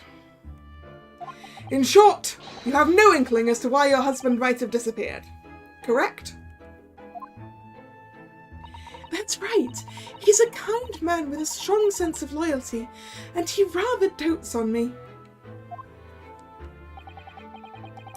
Which would point to the possibility that he has become embroiled in some incident or other. Oh, that is exactly what I fear must have happened, Mr. Sholmes. I'm quite beside myself. My husband's employment is somewhat unusual, you see. What if he's incurred some miscreant's ill will? What exactly is your husband's line of work? He's a warder at the prison. A guard? That is somewhat unusual.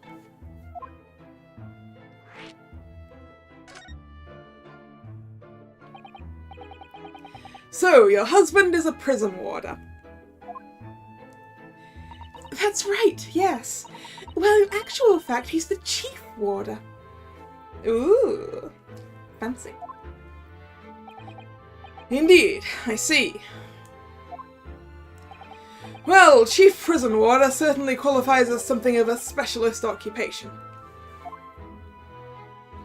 Yes, it does indeed. My poor husband must prepare those dreadful punishments and see that they're carried out. Dreadful punishments? Does she mean capital punishments?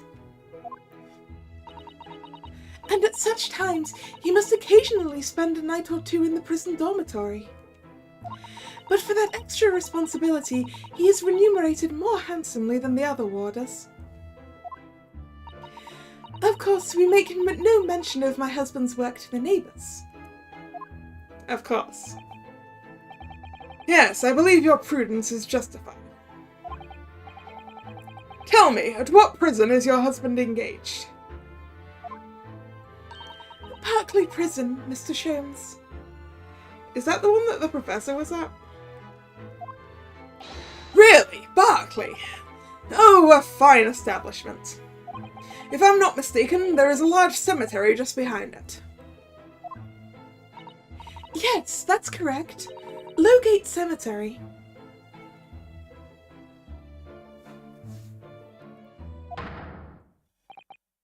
No!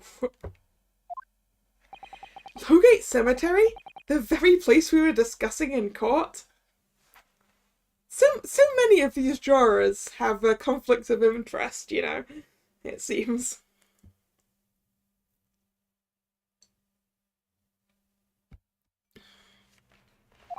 That's unbelievable. Unbelievable, my dear fellow, and yet undeniable. Sorry, Mr. Sholmes, I'm afraid you've lost me. Ah, pay no heed, madame, pay no heed. A private matter. This can't really be a coincidence, can it?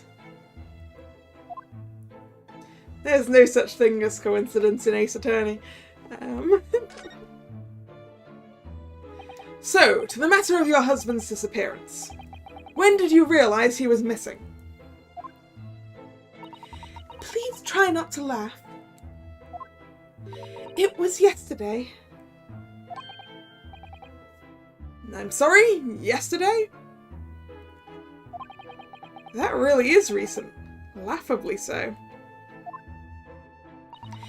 The truth is, my husband does at times have occasion to spend the night away for his work. It's not at all out of the ordinary for him not to return home at night, but this is different. For him not to make any contact for a whole day? That has certainly never happened before. Oh, my dear Daly, whatever can have happened?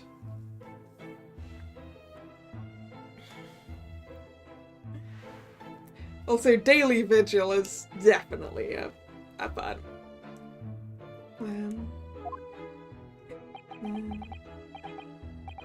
My dear Miss Vigil, my dear Mrs. Vigil, please calm yourself. Now then, have you contacted the police?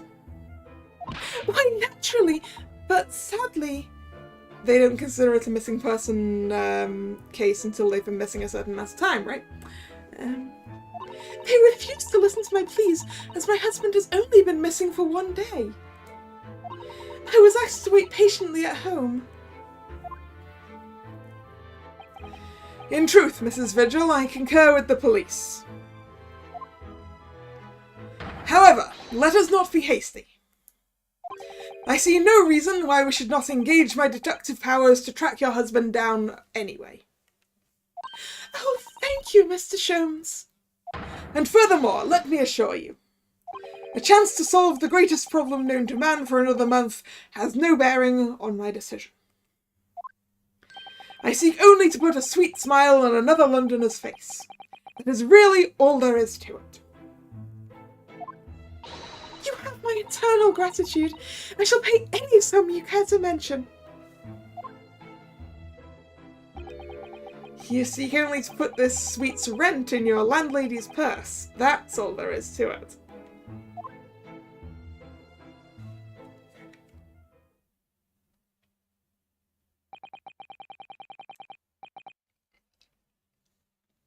Thank you for everything you have shared with us, Mrs. Vigil. I believe I have all the information I need to begin my investigation. Oh, please report to me soon with good news, sir. Fear not, madame. In a day or two, I shall be contacting you with a heartening report, I am quite sure. So soon? Oh, how splendid, Mr. Sholmes. Good news should be delivered early, I always say.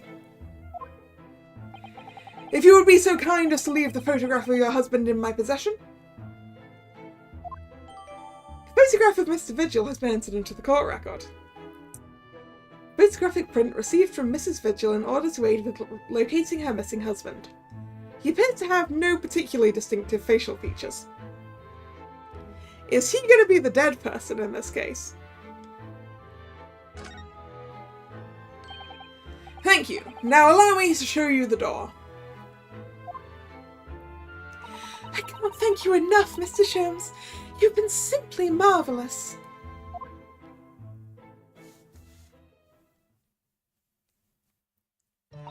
You know, I think it every time, Hurley. But how do you come out with such nonsense? Good news in a day or two. Are you sure? I can't be sure, of course, but then I didn't swear on it. I merely gave the good woman some hope. I hope to be able to give her good news, one might say. After all, the rent must be paid by the end of the day tomorrow. He hopes to have solved it by the time he's to hand over the rent, I see. If by that time I've successfully located Mr. Vigil, we shall be mutually relieved. Wouldn't you agree, Mr. Naruhodo? Don't look at me with those pleading eyes. Well, my dear fellow, did you hear the details of the case? Yes, my hearing is surprisingly good, actually. Excellent. And what did you make of it? He's probably dead. Well, I was surprised to learn where her husband worked. At Berkeley Prison, I mean. Ah, so you noted that. Of course, especially with the mention of Lowgate Cemetery. Lowgate Cemetery is at the rear of Berkeley Prison, though it was renowned among us students at the university for being haunted by the ghosts of condemned convicts.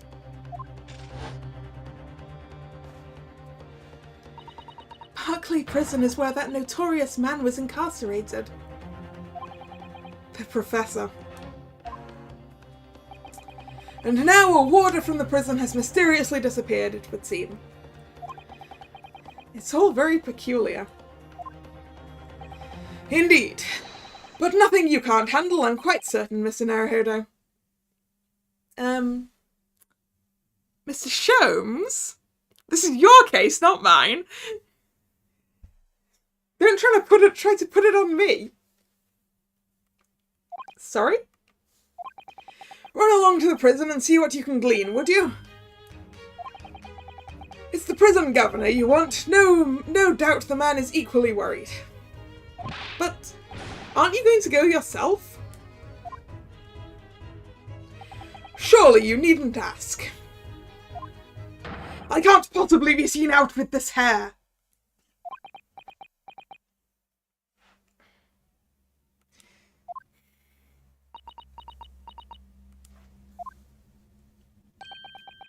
But didn't you go to Lime Street with that hair? That was quite a different matter. So, I leave it in your capable hands. Now if you'll excuse me, I'm rather busy. Busy with what? You just gave me all your work. Of course you are. Alright then. Prison governor's office. Let's go do Sholmes's work for him.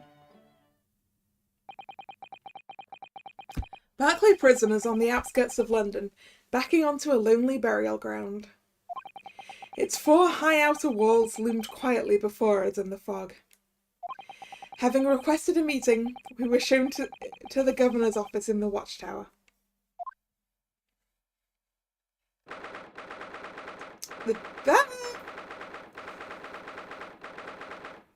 There's some interesting decoration here. Like that grandfather clock that instead of having a pendulum has a guillotine. That seems potentially incredibly dangerous. I can also see 4 sets of manacles, what I assume is a headsman's axe, and also some form of... not even just some form, that is specifically a flintlock musket. I think. Pretty sure. Looking at the mechanism, it appears to be a flintlock. I mean, it could be a matchlock. I'd need to look a bit closer. Actually, no. Yeah, actually, since I can't see the flint per se, could be a matchlock. Oh, there's more manacles on the left wall as well. 1st of November, Barclay Prison, Governor's Office.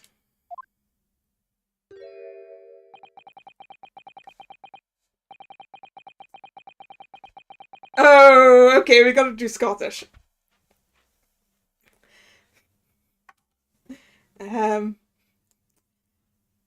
This place is full of hardened criminals.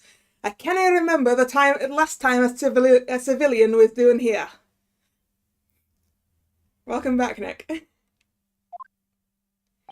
And you didn't want to talk about an inmate, but to me. No, you didn't want to talk to an inmate, but to me.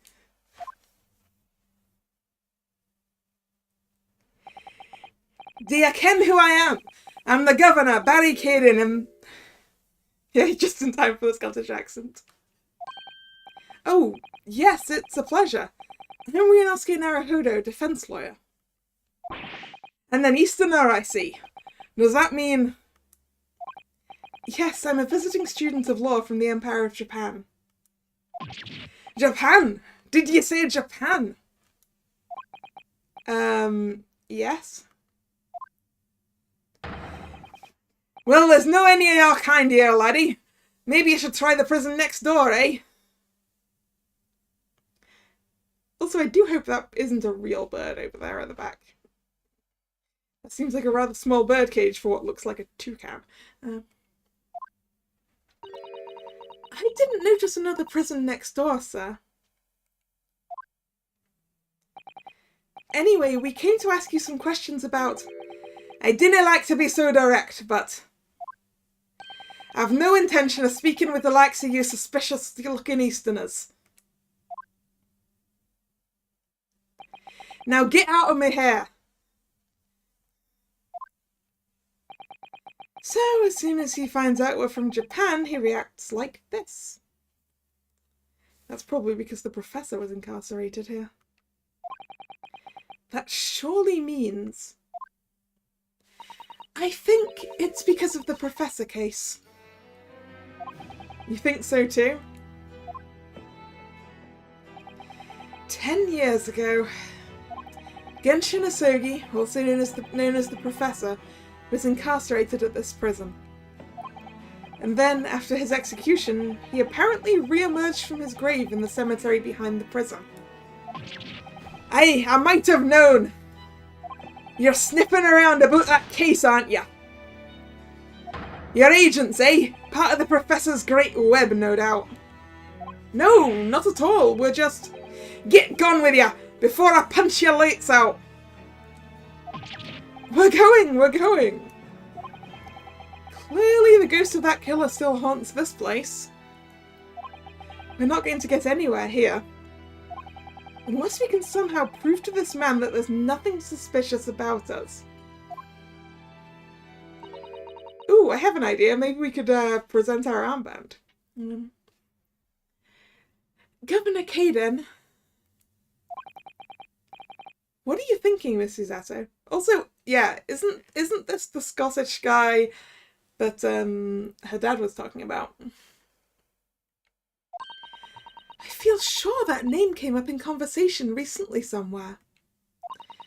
I was wondering if whoever mentioned him might have some ideas to help us.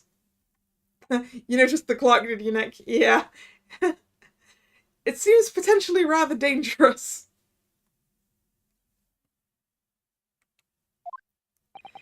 Come to think of it, I have the same feeling. I do want to examine this room. I said get out! No, we can't look around his room. But sir, I'm a defense lawyer. Governor Caden, could I at least show you this? How many times can one man turn his back on you in a single conversation?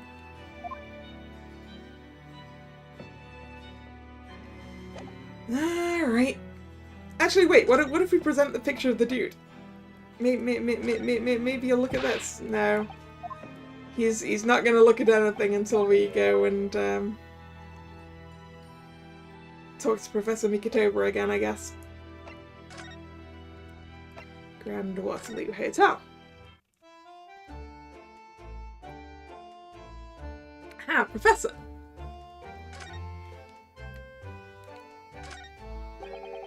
That's Professor Mikitoba over there.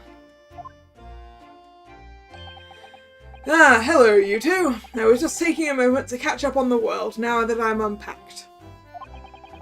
But where's Judge Shigoku? Yes, he is not the relaxing sort. He's taken himself off to pay his respects to all the legal bigwigs. Having only just arrived in the country today? Goodness, he is full of energy. Professor, you mentioned something before. About how you'd known the prison governor at Barclay Prison? Oh, Governor Caden, you mean? So it is the same man. Father, we must speak with the governor. But he refused to talk to us. He said we were suspicious Easterners. Well, I'm sure if I accompanied you, it would be a very different story. Oh, would you? That would be wonderful if you have some time now. Sadly, as you can see, I'm very busy at the moment. You're only reading the paper, sir. Full of energy, just wants to get it out of the way so he can enjoy himself afterwards. Yeah, I can see that. Although, probably wants to get it out of the way before the symposium, I guess. Busy drinking coffee on a comfortable settee? Now, I have rather a lot to prepare for tomorrow, you know. Oh, sorry. I didn't say that out loud, did I? You Mikitobas are alarmingly good at reading people's thoughts. Or could it be that you Naruhodos are alarmingly bad at hiding your thoughts? Let's not fall out now. I have an idea. Oh, he's going to write us a note. What's he writing on that piece of paper? Here's a letter of introduction for you. Hopefully when he sees my name, he'll change his tune. Thank you. The letter of introduction has been entered into the court record. A note of introduction on our behalf from Professor Mikitoba to Governor Caden. Hopefully now he'll be willing to talk to us. Good luck then. I want to see what this letter says.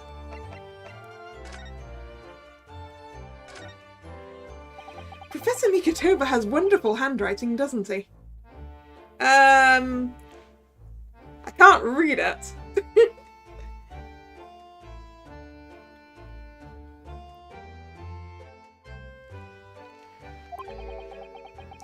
This dark-suited young man is not in the least bit untrustworthy.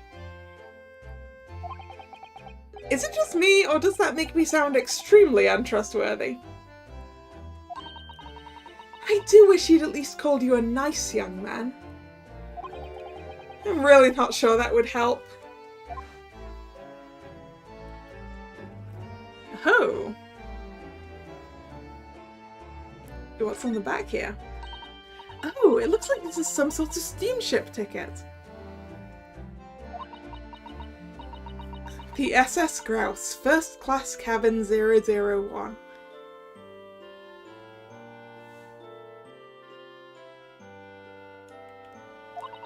Yokohama departure, 11th of September, London arrival 1st of November.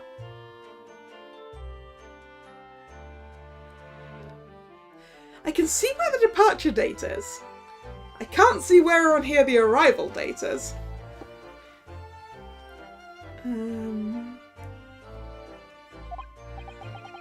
That's the boat Professor Mikotoba and Judge Shigoku came on from Japan, isn't it? Yes, I think he called at Dunkirk on the north coast of France for a night, before finally arriving in Dover. Wait. So it was the same ship, and it just docked at Dunkirk for a night. Why did they travel all the way to Paris? I mean, if it was just there for a night, they can't... Wouldn't you just... I don't know. It's not like you could have had much time to see Paris. To think it's been almost a year since we arrived in Dover on the SS Buria. It seems a shame not to keep your ticket as a memento of your trip, don't you think? Yes, I agree. I have mine safely in my diary. I keep mine in my wallet, so I have it with me at all times. Oh, well, how strange. Where could it have gone? Did you like this on purpose, Mr. Naruhodo? Did I imagine it, or was that comment accompanied by a little sigh?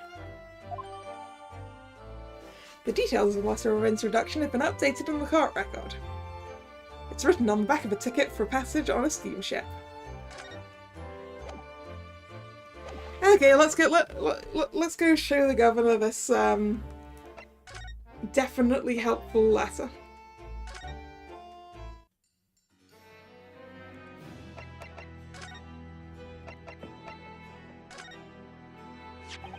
If you just cast your eyes over this, Governor Caden. What's this then? You can't pull the wool over my eyes, you good-for-nothing Japanese student. Mikotoba? Mikotoba, maybe, sorry. That young jock from the forensics laboratory, that Mikotoba. Yes, exactly, him. Oh dear, perhaps I should have said something sooner. I'm Yujin Mikotoba's daughter, Susato. James, you're the young man's daughter? And you didn't think to mention that afore? Hello, Terrell. Welcome to the stream.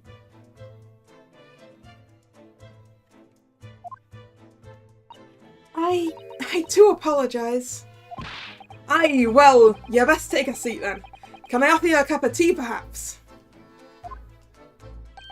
And didn't forget to try one of these wee handcuff biscuits. Handcuff-shaped biscuits.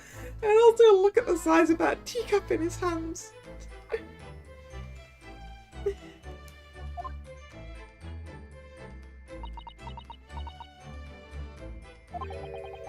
Your father's influence is nothing short of amazing.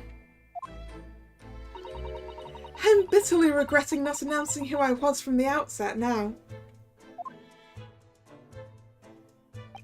So then, what can I do for you, Anne? Well, we're currently investigating a case.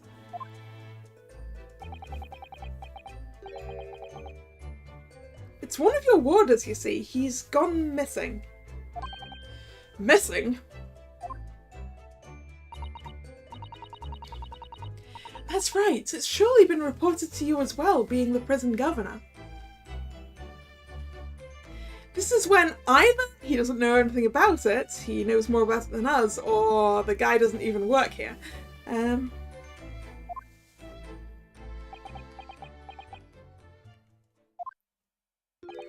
haven't heard of nothing of the sort. There's no missing persons in my prison. Oh? But how can that be? Did I just hit the nail on the head with the suggestion that the guy doesn't even work here? And has been lying to his wife about where he works? It's Mr. Daily Vigil, your chief warder. Eh? Vigil? That's right. His wife came to us and asked us to investigate his disappearance. Let's skip the part about him only going missing yesterday for now.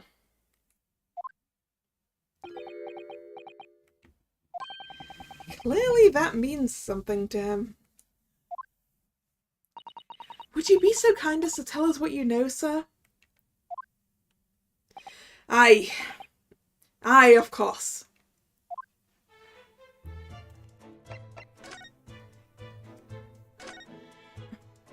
We understand that Mr. Vigil is the chief warder here at the prison.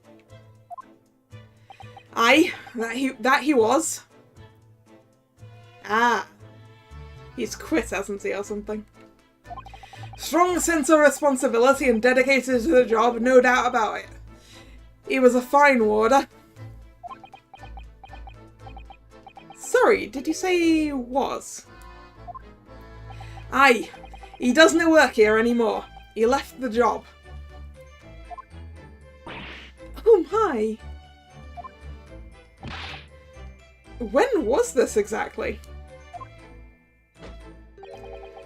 There's a question. When was it about? It can't have been much less than 10 years ago now. So around the time of the...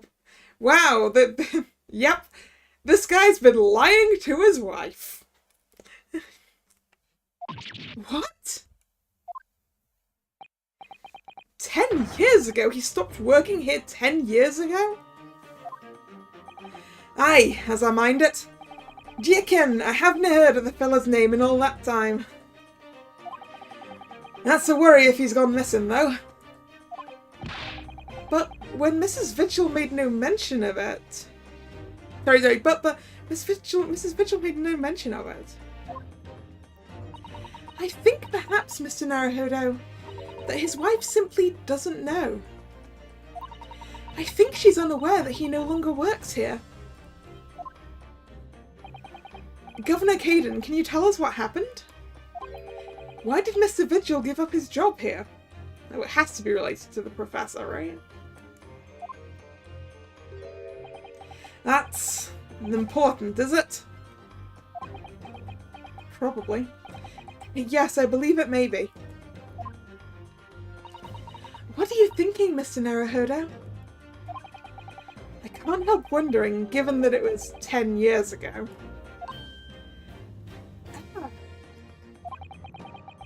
Which was exactly when the professor was being held at this prison.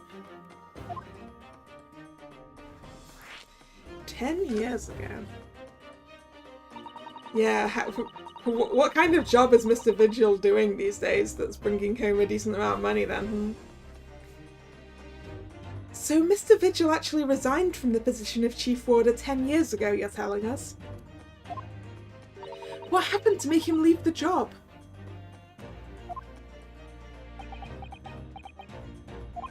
In actual fact, he didn't leave the job willingly. He had no choice in the matter. You mean he was dismissed? It was after a particular walk. Sorry, a walk? Aye, that's our word for it in here. A walk to the gallows. Yeah, it's gotta be the professor's one. An execution. It's the job of the Chief Warder to prepare the gallows tree and oversee any executions, you see. Only, Vigil did something unthinkable on that last walk he was manning. Yeah, he didn't actually kill the guy. What did he do? I'm sorry, but I cannot reveal that information. But I can tell you it's very rare for a chief warder to be relieved of his post. But why wouldn't Mrs. Vigil know about it? She appears to be under the impression that her husband still works here. I wouldn't have cared anything about that, I'm afraid. Can you perhaps answer one more question about the circumstances of his dismissal? And what would that be, Anne? That last execution that Mr. Vigil was responsible for overseeing. Was it by any chance the Professor's? My thoughts exactly.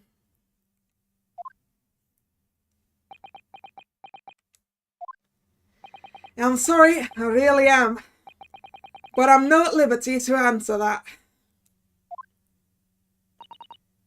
So that's a yes, then. I see. And what about Professor Mikotoba? My father came to Britain all those years ago in order to study forensic medicine. But you seem to have been well acquainted. The dead room, the prison and the cemetery have a lot to do with one another. After all, they need fresh corpses for forensic research. Do you ken? Yes, I can imagine. The advancement of medical science isn't always particularly palatable. Your father worked in the laboratory just on the far side of the graveyard. In the basement of St. Sinners. It's still in use today. St. Sinners? That's come up before, I'm sure.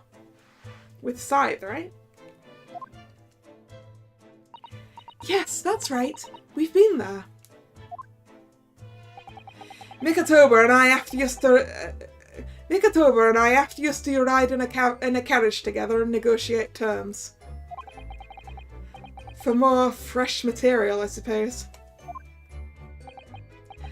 Aye, and we used to sit in here for hours and gab on about this dissection and all sorts. Oh, it takes me back. Over a pot of tea and a plate of cuff biscuits, of course. I bet the cuff biscuits are shortbread as well, because this guy's Scottish. They look the right colour to be shortbread too. How charming.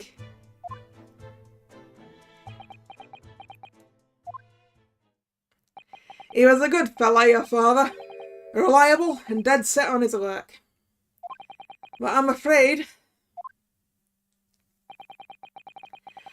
I'll never understand you Japanese.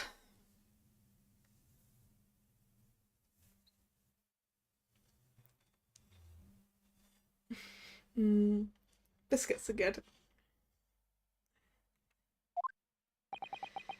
Because of Genshin Asogi, I suppose.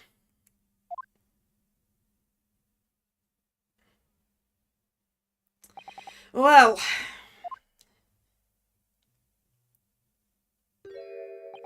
I cannot tell you anything else.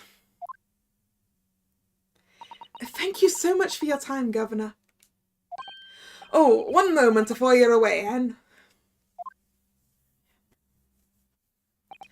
I'm sure I have it here somewhere. Yeah, found it. Here, take this as a wee souvenir of your visit to the prison. What is it? That's Vigil's dismissal notice. It's 10 years old now, of course. Oh my, are you sure? Aye, it's no trouble at all. It's not the original, mind. Vigil's dismissal notice has been entered into the court record. The harsh reprimand incurred by Mr. Vigil 10 years ago that resulted in him losing his job as Chief Warder of Barclay Prison. Thank you very much, Governor Caden. Well, in return, do favour and never come back here. That case is closed.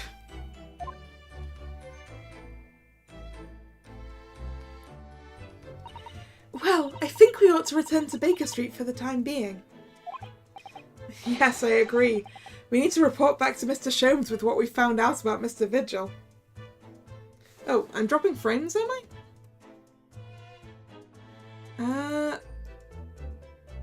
Okay, apparently a few. But not too many. And it doesn't seem to be increasing. Just a sec, I'm going to organise my windows so that I can see that. Right. Okay, now I can see chat and OBS telling me whether I've dropped frames or not. Yeah, apparently I've dropped 222 frames. But that is 0.1% of all the possible frames. And it's not doing it anymore, so I don't know what it was doing.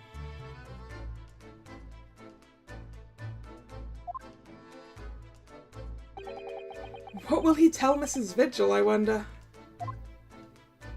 Anyway, now I want to look around this place. Because there's a lot of interesting things here. Ah, look! We have an opportunity here now while the governor is away. Mr. Naruhodo, you could be imprisoned if you were caught. That's a good point. Perhaps not then. Aww. But I want to look at the stuff! Look at the stuff! I'm particularly interested in this dangerous looking contraption. This bird. And the musket.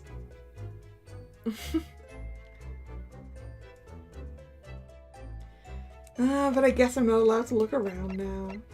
Boo. Let's go see Sholmes.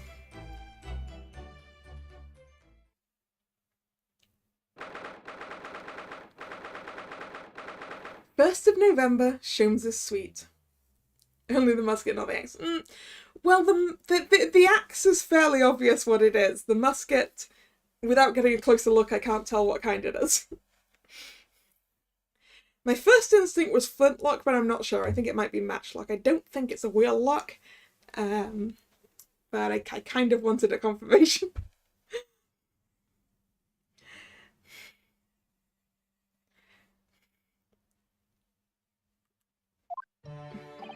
We're back! Hello, you two! I thought you'd be back before long, so I baked some scones for us all. Ah, so that's what the delicious smell is. Sholmes? Sholmes, what? I see you cooked up another concoction and it turns out that it turns your hair blue. Greetings, my dear fellows. You've returned a good deal sooner than I was anticipating. Hello, Mr. Sholmes. Hello, Mr. Sholmes. Say nothing. Your thoughts are written all over your faces in any case. It turns out that it may have been advisable to test my hair colour restoration tonic before application. Oh my. Pray tell me, what of our warder friend? Have you garnered some new information? Oh, yes. Something very surprising, in fact. Though it's not a patch on your hair, to be honest. It most certainly isn't. But still, we learned... Sorry, I need the history. But still, we discovered that... Who's this going to be? I don't... It's not Iris.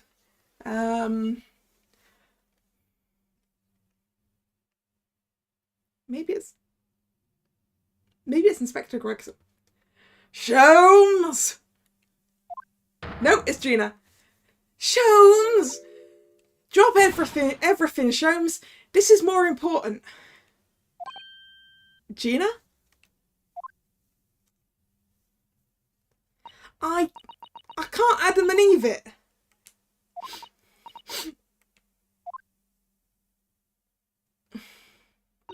What's happened? Clearly a very grave matter indeed. For Miss Lestrade made no mention of my hair whatsoever. It's the boss. What do you mean? Inspector Gregson?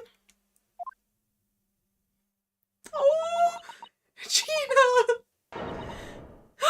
What? The boss is... He's dead. What? No! Inspector Gregson!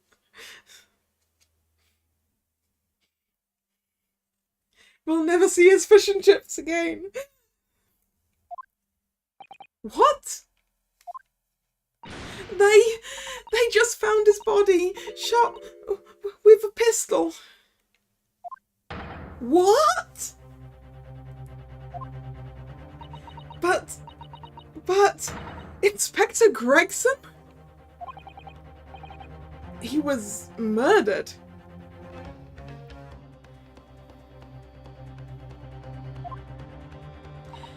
No, not Gregsy. Come in, my dear girl. Tell us the whole story.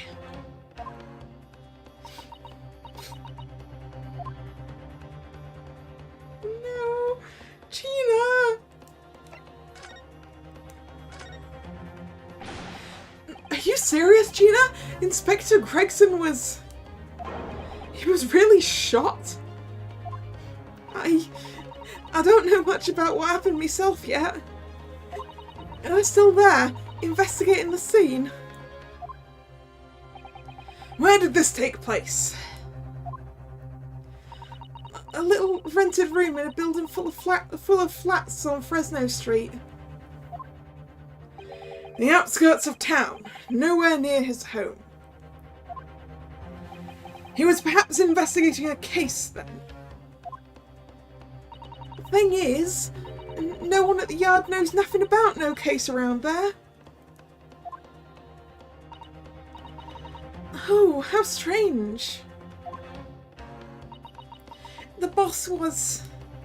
He was so good to me. I know I ain't up to much yet, but... One day I was going to show him. I was going to show him I'd become a proper detective. Oh, Ginny.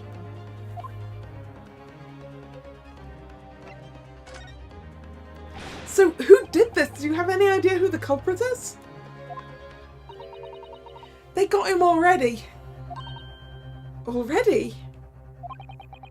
They've caught the shooter so soon? So what do you need our help with?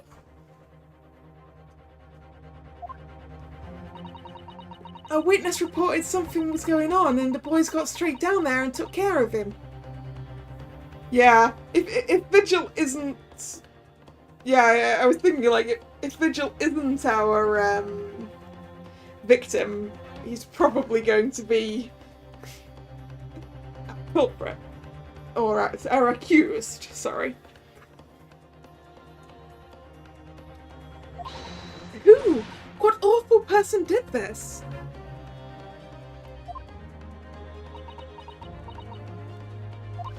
I still can't believe it myself. Oh no. It's not going to be Vigil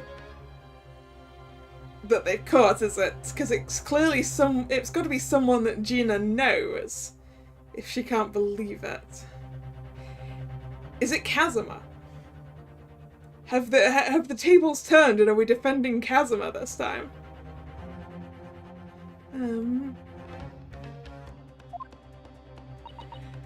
Gina?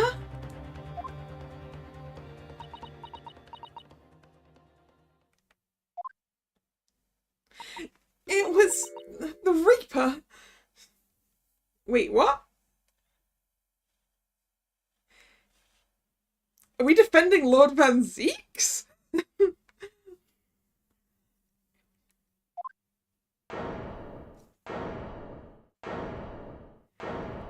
So that's a turn up for the books. Wait a minute, you don't mean they've arrested Lord Van Zeeks for it? That's right! That Reaper bloke's gone and shot the boss! No! Lord Van Zeeks?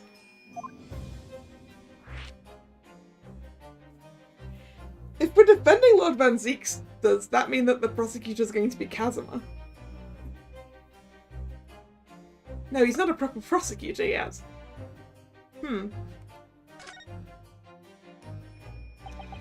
Are you quite sure, Miss Lestrade? It's Barak Van Zeeks, the police have arrested. I saw him with my own eyes, in the interview room at the yard. I don't believe it. But there were witnesses, and they're all saying it was him.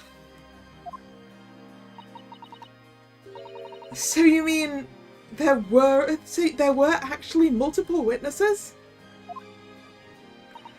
They heard the gunshot, apparently. And when our lot got to the scene, there was only the boss and that Reaper bloke in the room. But there's no way Lord Van Zeeks would have taken Gregson's life. I just don't believe it. I don't believe it either.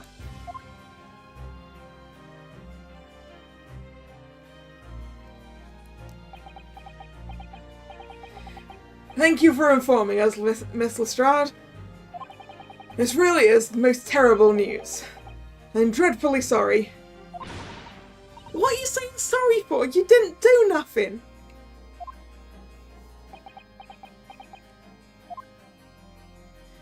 Well, anyway, I'm taking a cab over to the scene right now. Please come and all, as soon as you can. You've got to help.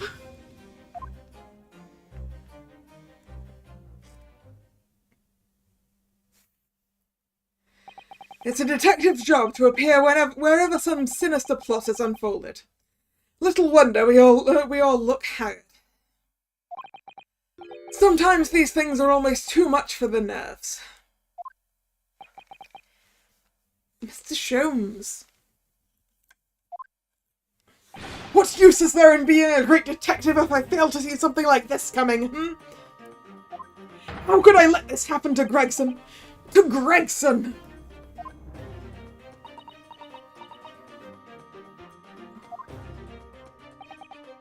Mr. Naruhodo, I shall leave at once to begin my investigations. Of course, yes, we will too. It would be helpful if you could talk to Mr. Reaper and see what you can glean. I'm sure you were intending to do so anyway. Until later, then. Ooh. Inspector Gregson dead? And Lord Van Zeeks arrested? Bruno, Susie! I've called you a hansom. It's waiting outside. Thanks, Iris. Shall we, Miss Susato? Oh, Iris, can we have some scones for the road? Because otherwise they're going to waste. We should really take them with us. Man, I really want scones now. Yes. There we go. Okay. A new location has been added. The prison.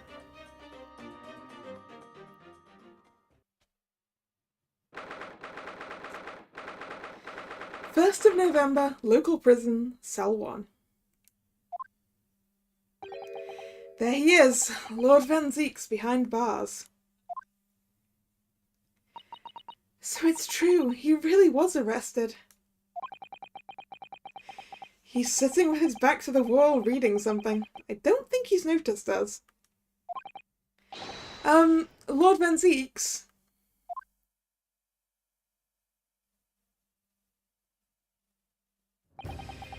Fancy meeting you here. The last place on Earth I'd like to be, with the last person on Earth I'd like to see. Hey, that rhymed! You're a poet, Van Zieks. I couldn't very well not come. We're friends, after all, Van Zieks, right? After that last time, right? We're friends? You'll let me represent you in court, right? We heard what happened, that Inspector Gregson was... Surprised that Van Zieks doesn't want to defend himself. Hey, Van Zieks knows that we're the best. Otherwise he would never made sure that we took his friend's case. Go home. This has nothing to do with you. I'd argue it has a lot to do with us.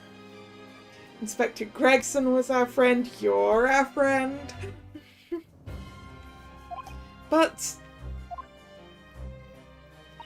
Forgive me, Lord Van Zieks, but I must disagree. Inspector Gregson was very helpful to us on a number of occasions. We're indebted to him. At the very least, we owe it to him to find out the truth about his death. You must help us with our investigations, please. There's really nothing I can tell you. What were you just reading at the back of the cell there? Was it something related to the case? This... The Yard isn't quite so cavalier with its information as to share case details with a suspect.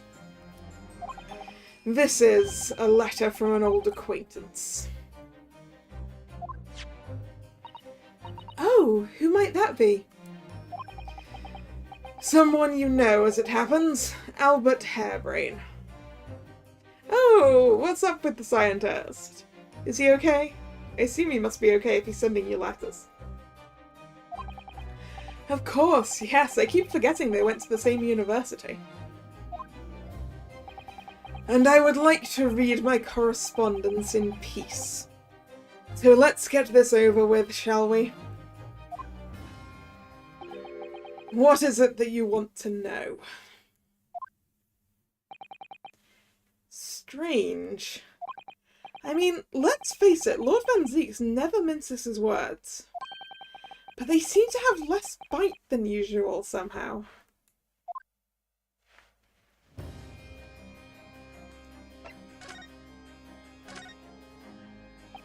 Can you at least tell us your side of the story, Lord Van Zieks? What happened?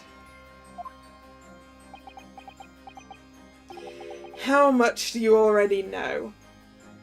Well, we know that Gregson was shot. And we know that when the police got there, there was only you and his corpse. That's what we know.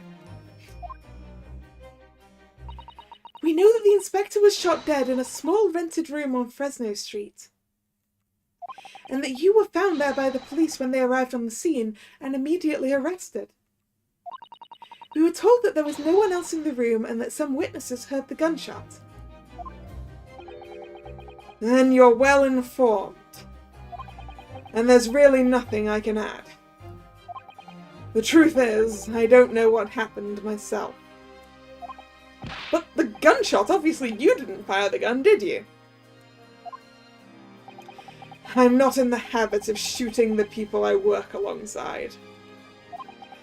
I also heard the noise. However, before I had a chance to investigate, I was apprehended by the arriving officers. So he doesn't actually know what happened. If I might ask, what were you doing in that place to begin with? I don't need to answer that. Yeah, someone invited you there, didn't they, Van Zieks? They probably invited Gregson there too. So that they could kill him and set you up. Oh! After all, you're not representing me. Ah, Van Zieks, I think you'll find that we are. As much as you might disagree to start with, you're going to give in. You're gonna let us represent you. Or Lord Strongheart's going to force you. Or something like that. He is going to need a lawyer, though.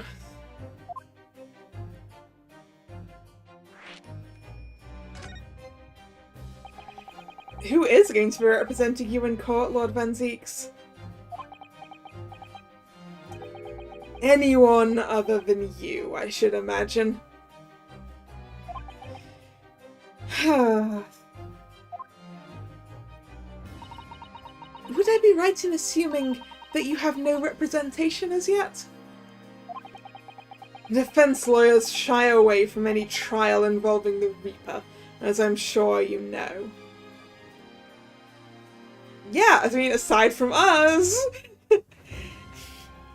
Face it, Van Zieks, we're the only defense lawyers you're going to have the chance to get. But this is different. In my career, of all the defendants I've prosecuted, only 19 have ever been acquitted. Of them, 16 subsequently died in mysterious circumstances. Questions will be asked now. Surely not. I assure you, no defense lawyer will want to touch me with the end of a barge pole. Hey, he didn't specify how long the barge pole is. Excuse me, Van Zieks, but the phrase involves a 10-foot barge pole. You're supposed to specify how long the pole is.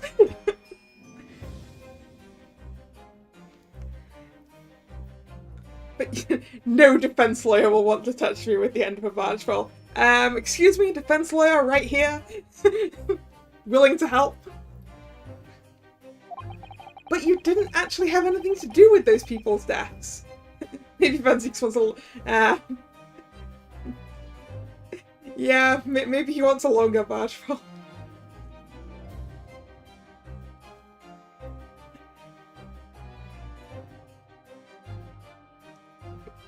When it comes to Naruto.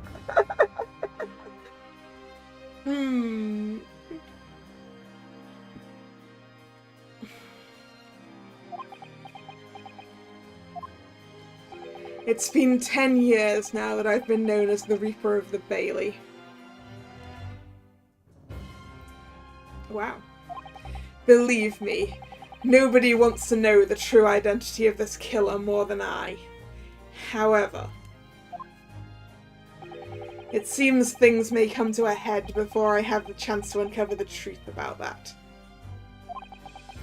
What does he mean by that? And Professor Harebrain's letter. To the trial. Professor Harebrain was supposed to go straight back to Germany, I thought. It's a letter to inform me of his safe arrival at home. I arranged his passage by sea and rail. It's a relief, I must say. He should now be beyond the reaches of the Reaper. Because the Reaper doesn't follow people abroad, you mean? Yes, so it seems. Your stooped little Nipponese friend, for example. You told me he was keeping well in Japan when I inquired the other day. Yes, that's right. He's an author now. Happily working in Tokyo.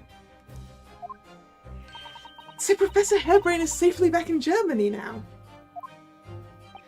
He is.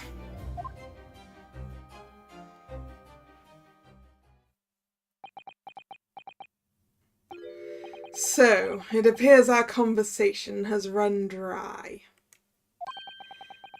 There was a 2-second silence, that's all.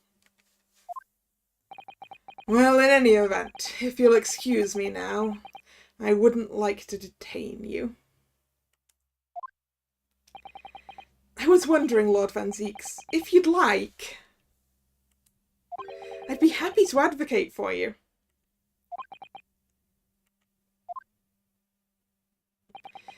You trust me, do you? Yes? Yes. I've heard you speak many times in court. Seen how you treat people. So I'm quite sure that you would never have taken another's life. I don't know about that. I'm quite certain he would never have taken another's life in cold blood.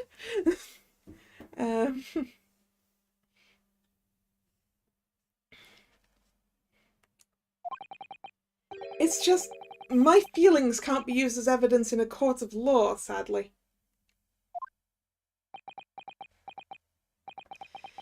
It's a very gracious offer. However, I trust no one.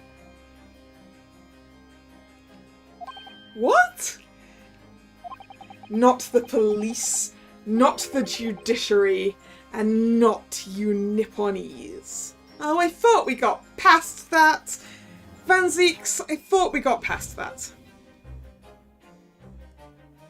I thought you'd finally put aside your racism and acknowledged that I'm really, really good at my job. You trusted your friend's defense to me.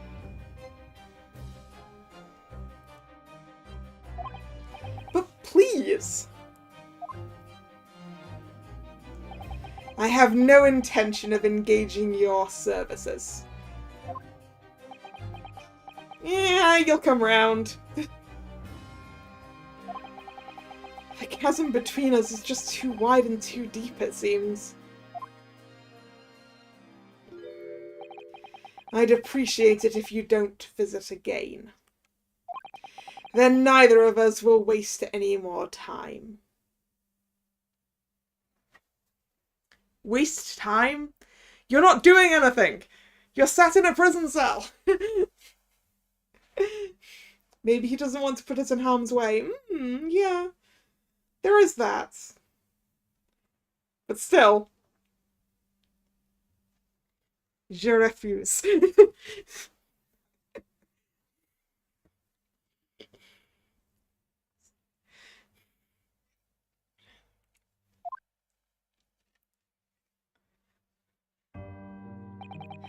Perhaps we need to dig a little deeper.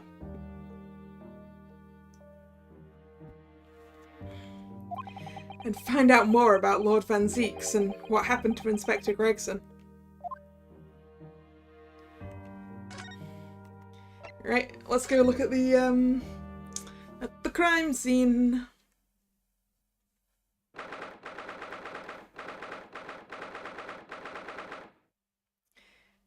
The police have a whole murder board over there.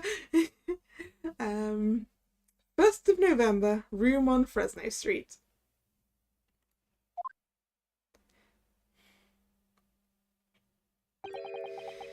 This really is an out-of-the-way part of London. I doubt many people find their way down this back street. So this dust-ridden, rented old room is where it happened, then. So this is where poor Inspector Gregson lost his life.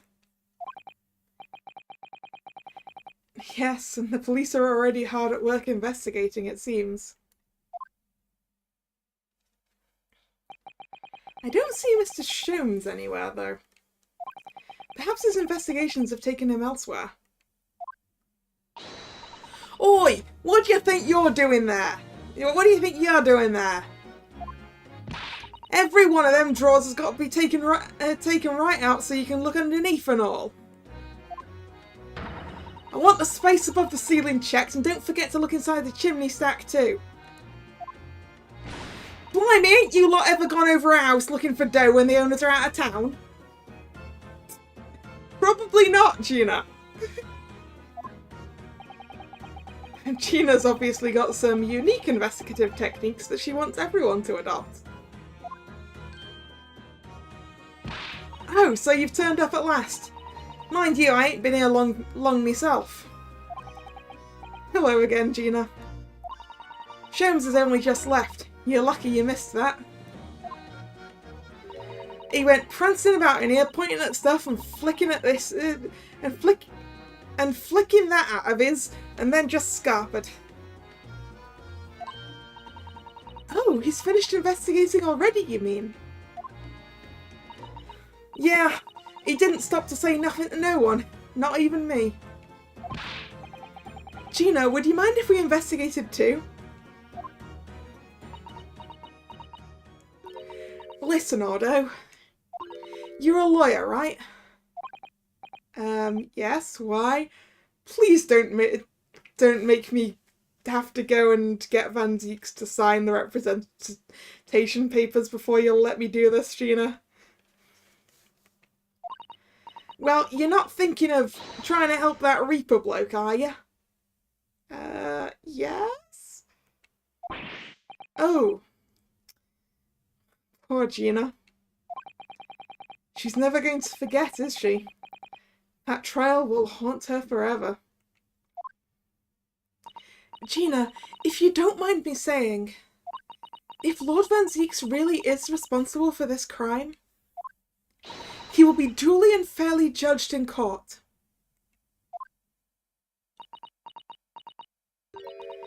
I suppose you're right, yeah. Go on then, Otto. Get investigating. I want to know the truth about what really happened here. Thank you, Gina. Alright, let's examine the stuff. We've got some pictures or paintings that seem to have been turned around, but apparently I can't investigate them. The fireplace. An empty fireplace makes a room feel even colder than it would be otherwise, doesn't it?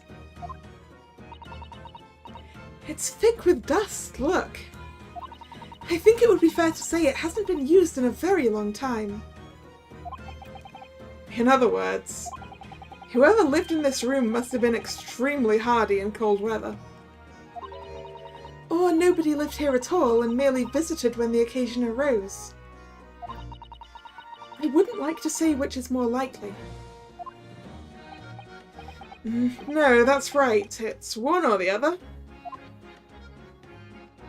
But there is a picture here. Oh, it's a photograph stand.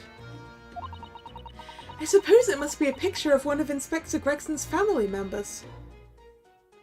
It's not necessarily Gregson's place. Ah! What's the matter? Your eyes look like they're about to pop out of your head. They are! Look, Mr. Naruhodo, quickly! Yeah, that... I almost suggested that. I almost suggested that in the first place.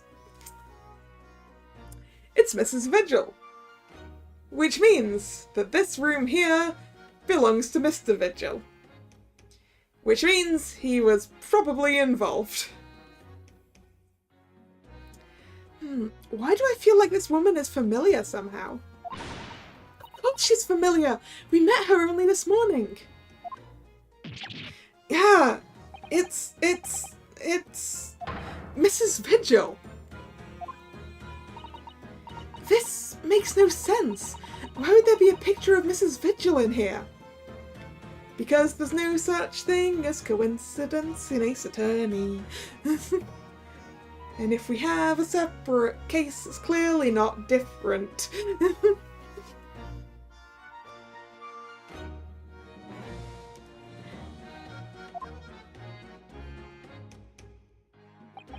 To be frank, I don't think I've ever been more stumped. I'm sorry to say I have no idea either. The framed photograph has been entered into the court record. A photographic print of a smiling Mrs. Vigil in her younger years. It was found on a desk at the scene of the crime. Well, let's have a closer look at that, and also the dismissal notice. We haven't looked at that yet. Notice of dismissal, 25th of June. Chief Warder Daily Vigil is relieved of his post with immediate effect for having violated Clause 132 of Her Majesty's Code of Conduct for Prisons. All rights to redundancy pay and other financial benefits are fully revoked. Reason for dismissal: aiding and abetting the escape from this prison of convict deleted here, just prior to his execution. Details of this escape are still being investigated. Full cooperation with inquiries will be expected. Prison Governor Barry Caden. Additional notes. Indications are that the jailbreak plot was conceived prior to the convict's incarceration. It's believed that the convicts engaged in some form of negotiation with prison staff in order to secure assistance. Full disclosure of information regarding these negotiations will be demanded. Ooh. And then the framed photograph. Okay, we can't look behind us or anything, we just have the magnifying glass. Okay. I was wondering if we could turn the frame around and maybe, like, open up the back and find something, but I guess not.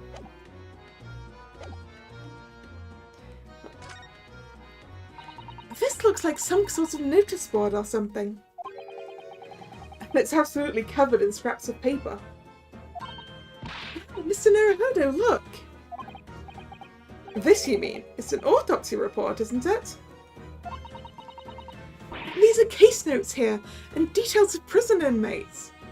Okay, this did not belong to the to the police. It's not them moving their entire investigation in here. This clearly belongs to Mr. Daily Vigil.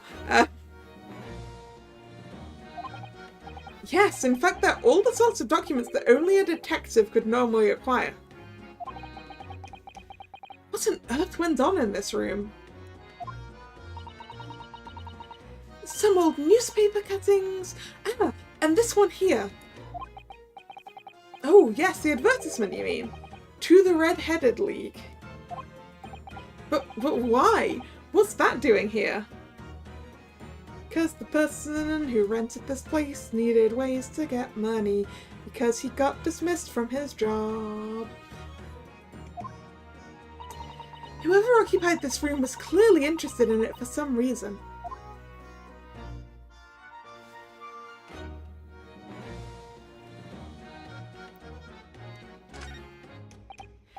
Excuse me.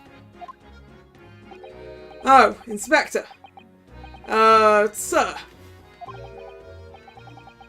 Poor man. He can't possibly be able to focus on investigating when he's so upset.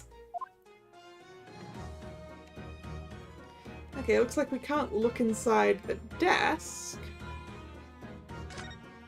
I mean, look, there's a red wig over there, so I assumed it was going to be some redheaded thing.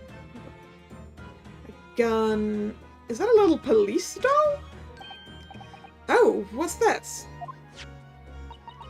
It would appear to be a little model policeman.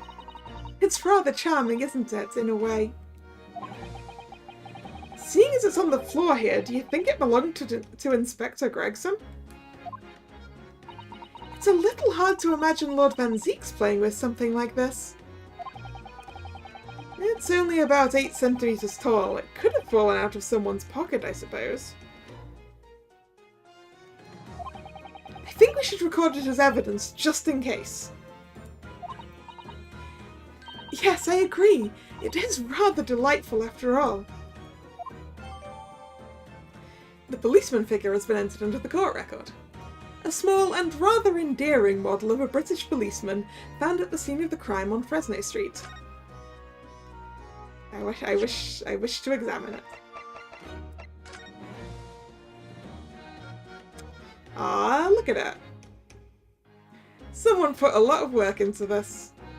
Oop. Yeah. Sort of a scratch in the paintwork here. The helmet of this charming policeman appears to be a little worse for wear. I'm not convinced about the charming part, but yes, you're right. The head part looks as if it's been fairly heavily manhandled. Does the head come off? And it's got a secret storage compartment inside or something?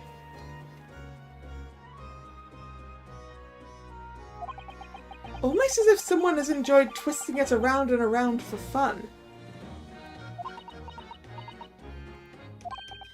Shall we try twisting it around and around too? For fun? Oh! Okay, it's not that the head comes off in a secret compartment. You twist it and something comes out of the feet. What's that? It appears to be some sort of key. But it's so tiny though, it could be a key for a door, not at that size. So what is it for, I wonder? Maybe a lock on the drawers in that desk? All good desk drawers have a lock, right? I mean, all good desk drawers of the sorts of which are in a place that you're investigating. Giving it a twist causes a key-like shaft to pop out from the base. Oh, it's not much of a key either, is it?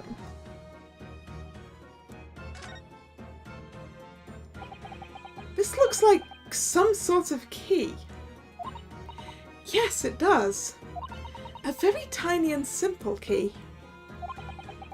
What's a little key doing inside a figurine of a policeman in the first place? And what's it for?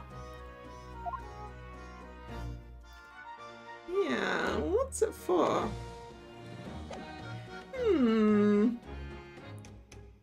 Sir? Excuse me. Sorry, sir. Can't see a thing, sir. Too many tears, sir. Right, perhaps I'd better leave you to your work then.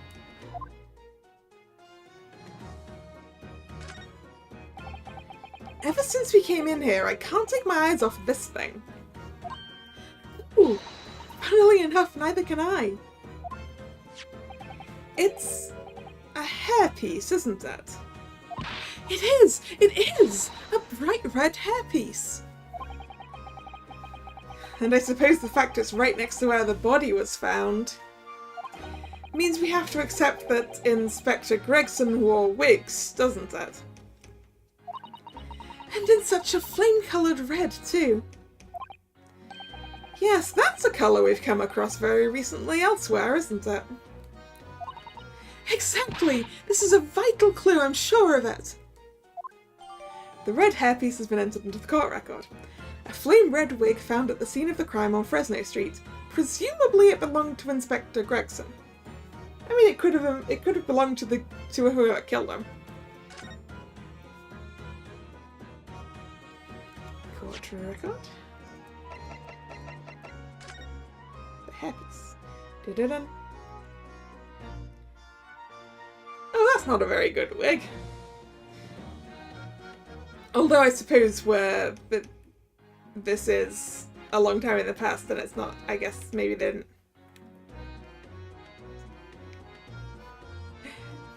The technology was a little less. I mean, it's a very nice and full wig. But I don't like wig caps that aren't stretchy at the back, personally.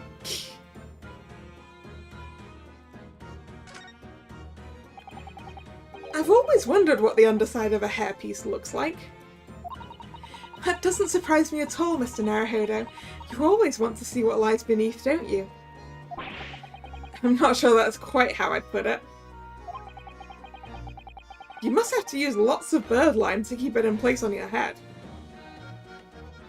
Bird lime. So it doesn't get blown off in a gust of wind, I mean. You got no experience with wig caps. Well, I've cosplayed before, so I know. Like the cheap wigs that you can buy tend to have netting more like this, and if your head don't fit it, actually no, they tend to have a bit of elastic in the back as well, but they are a lot less forgiving. I prefer wigs where the various bits of hair are all attached to elastic, so it stretches a bit more and fits better and more comfortably.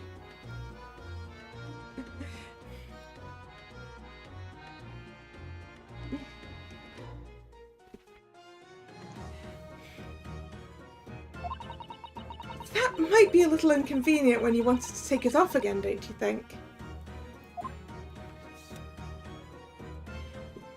I mean, this actually looks a lot more solid. I mean, that kind of looks like leather pads around the edge. I love how the stitching is like not perfect. That's such a good detail. That's such a good detail. Anyway.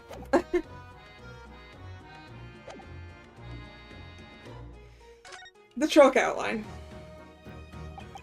Well, not chalk, it's rope by the looks of it. So I suppose this is where the victim... That's right. The rope is laid around the body to show exactly how it was found. Poor Inspector Gregson himself had already been taken away.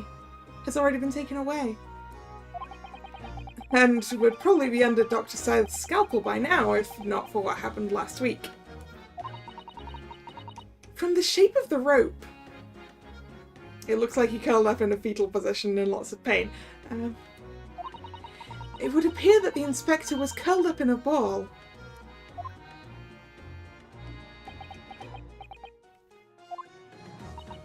Are you feeling alright, Mr. Naruhodo? You look like you've just seen a ghost. I know it's just a rope, but, well, it conjures up quite a terrifying image, that's all. Especially with that bloodstain next to it.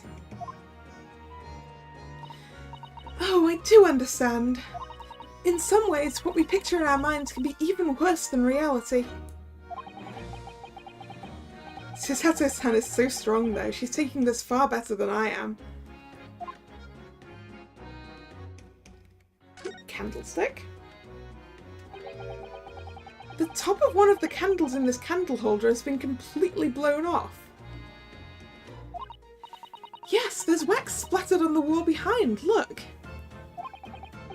I suppose if a bullet had hit it... It does seem likely that the bullet hit the candle, having first passed through the inspector's body. Now the wax on the wall looks like blood to me.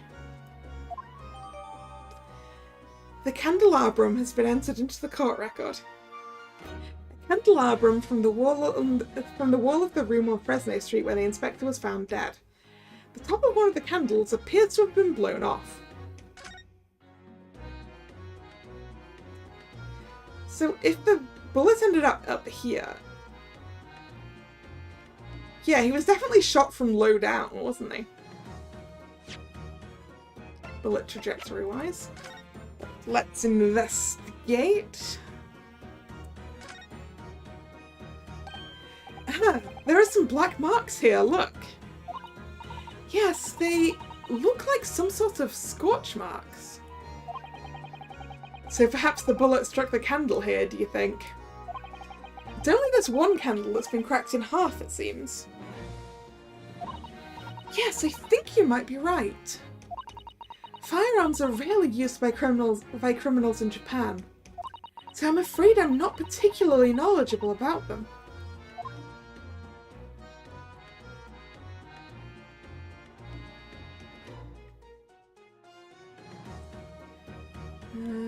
Doesn't look like there's anything else for us to see here.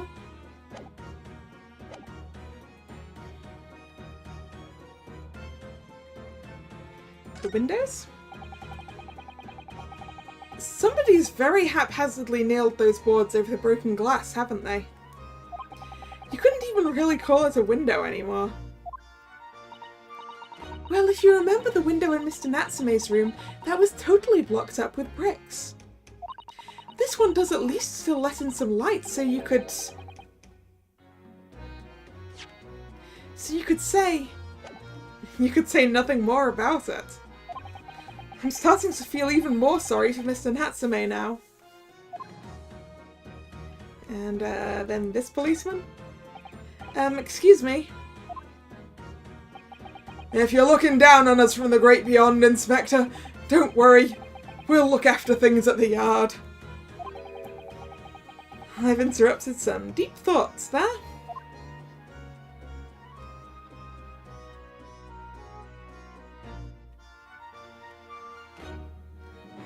Okay, Now we can look at the gun. There we go. This is presumably the murder weapon then. Oh my! Is it real, I suppose? Well, if it's the murder weapon, then yeah, it's a real gun. I think so. Guns are so rare in Japan, I really know very little about them. There's one way to know for sure, Mr. Naruhodo. Fire a shot! No. No. If I did that, I'd be looking for a skilled lawyer to represent me in court. Slightly safer to ask someone who might know, I think. The killer's revolver has been entered into the court record. The murder weapon that was found at the scene of the crime on Fresno Street. Probably best to avoid handling it. I mean, I do want to look at it in the court record. I suppose this must have been the murder weapon. Oh my, is it real? Wait, this is the same conversation. This is the same conversation we just had. Perhaps someone more familiar with firearms could shed a light on things here. Okay, we can't do anything with this right now.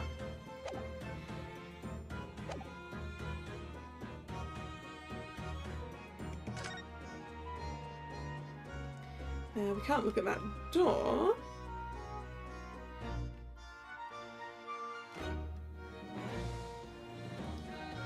It kind of looks like we're done investigating in here.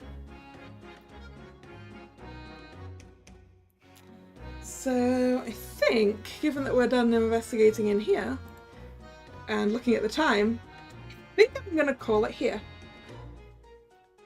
So this case is going to be something, huh? So yes, it's been fun. Thank you for coming. If you're new here and if you enjoyed your time, please consider subscribing to the channel. You can also follow me on Twitter, which is where I post the stream schedule for the week. This was the last scheduled stream of the week, so there'll be a new schedule up later tonight or tomorrow. But the next stream should be tomorrow at 7 PM BST, and what should that be?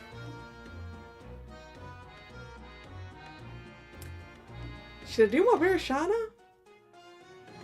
Or actually, yeah, let's do more Birashana. What are the options? I guess the options are... What are the options? What am I currently in the middle of? But, I was considering Guild Wars 2.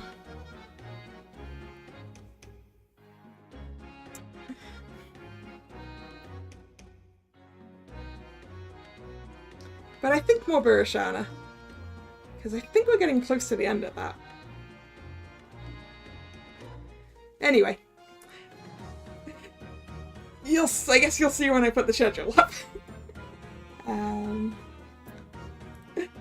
Hope to see you then or another time. And once again, thanks for coming. And this is Kalla, signing out. See ya! Bye bye!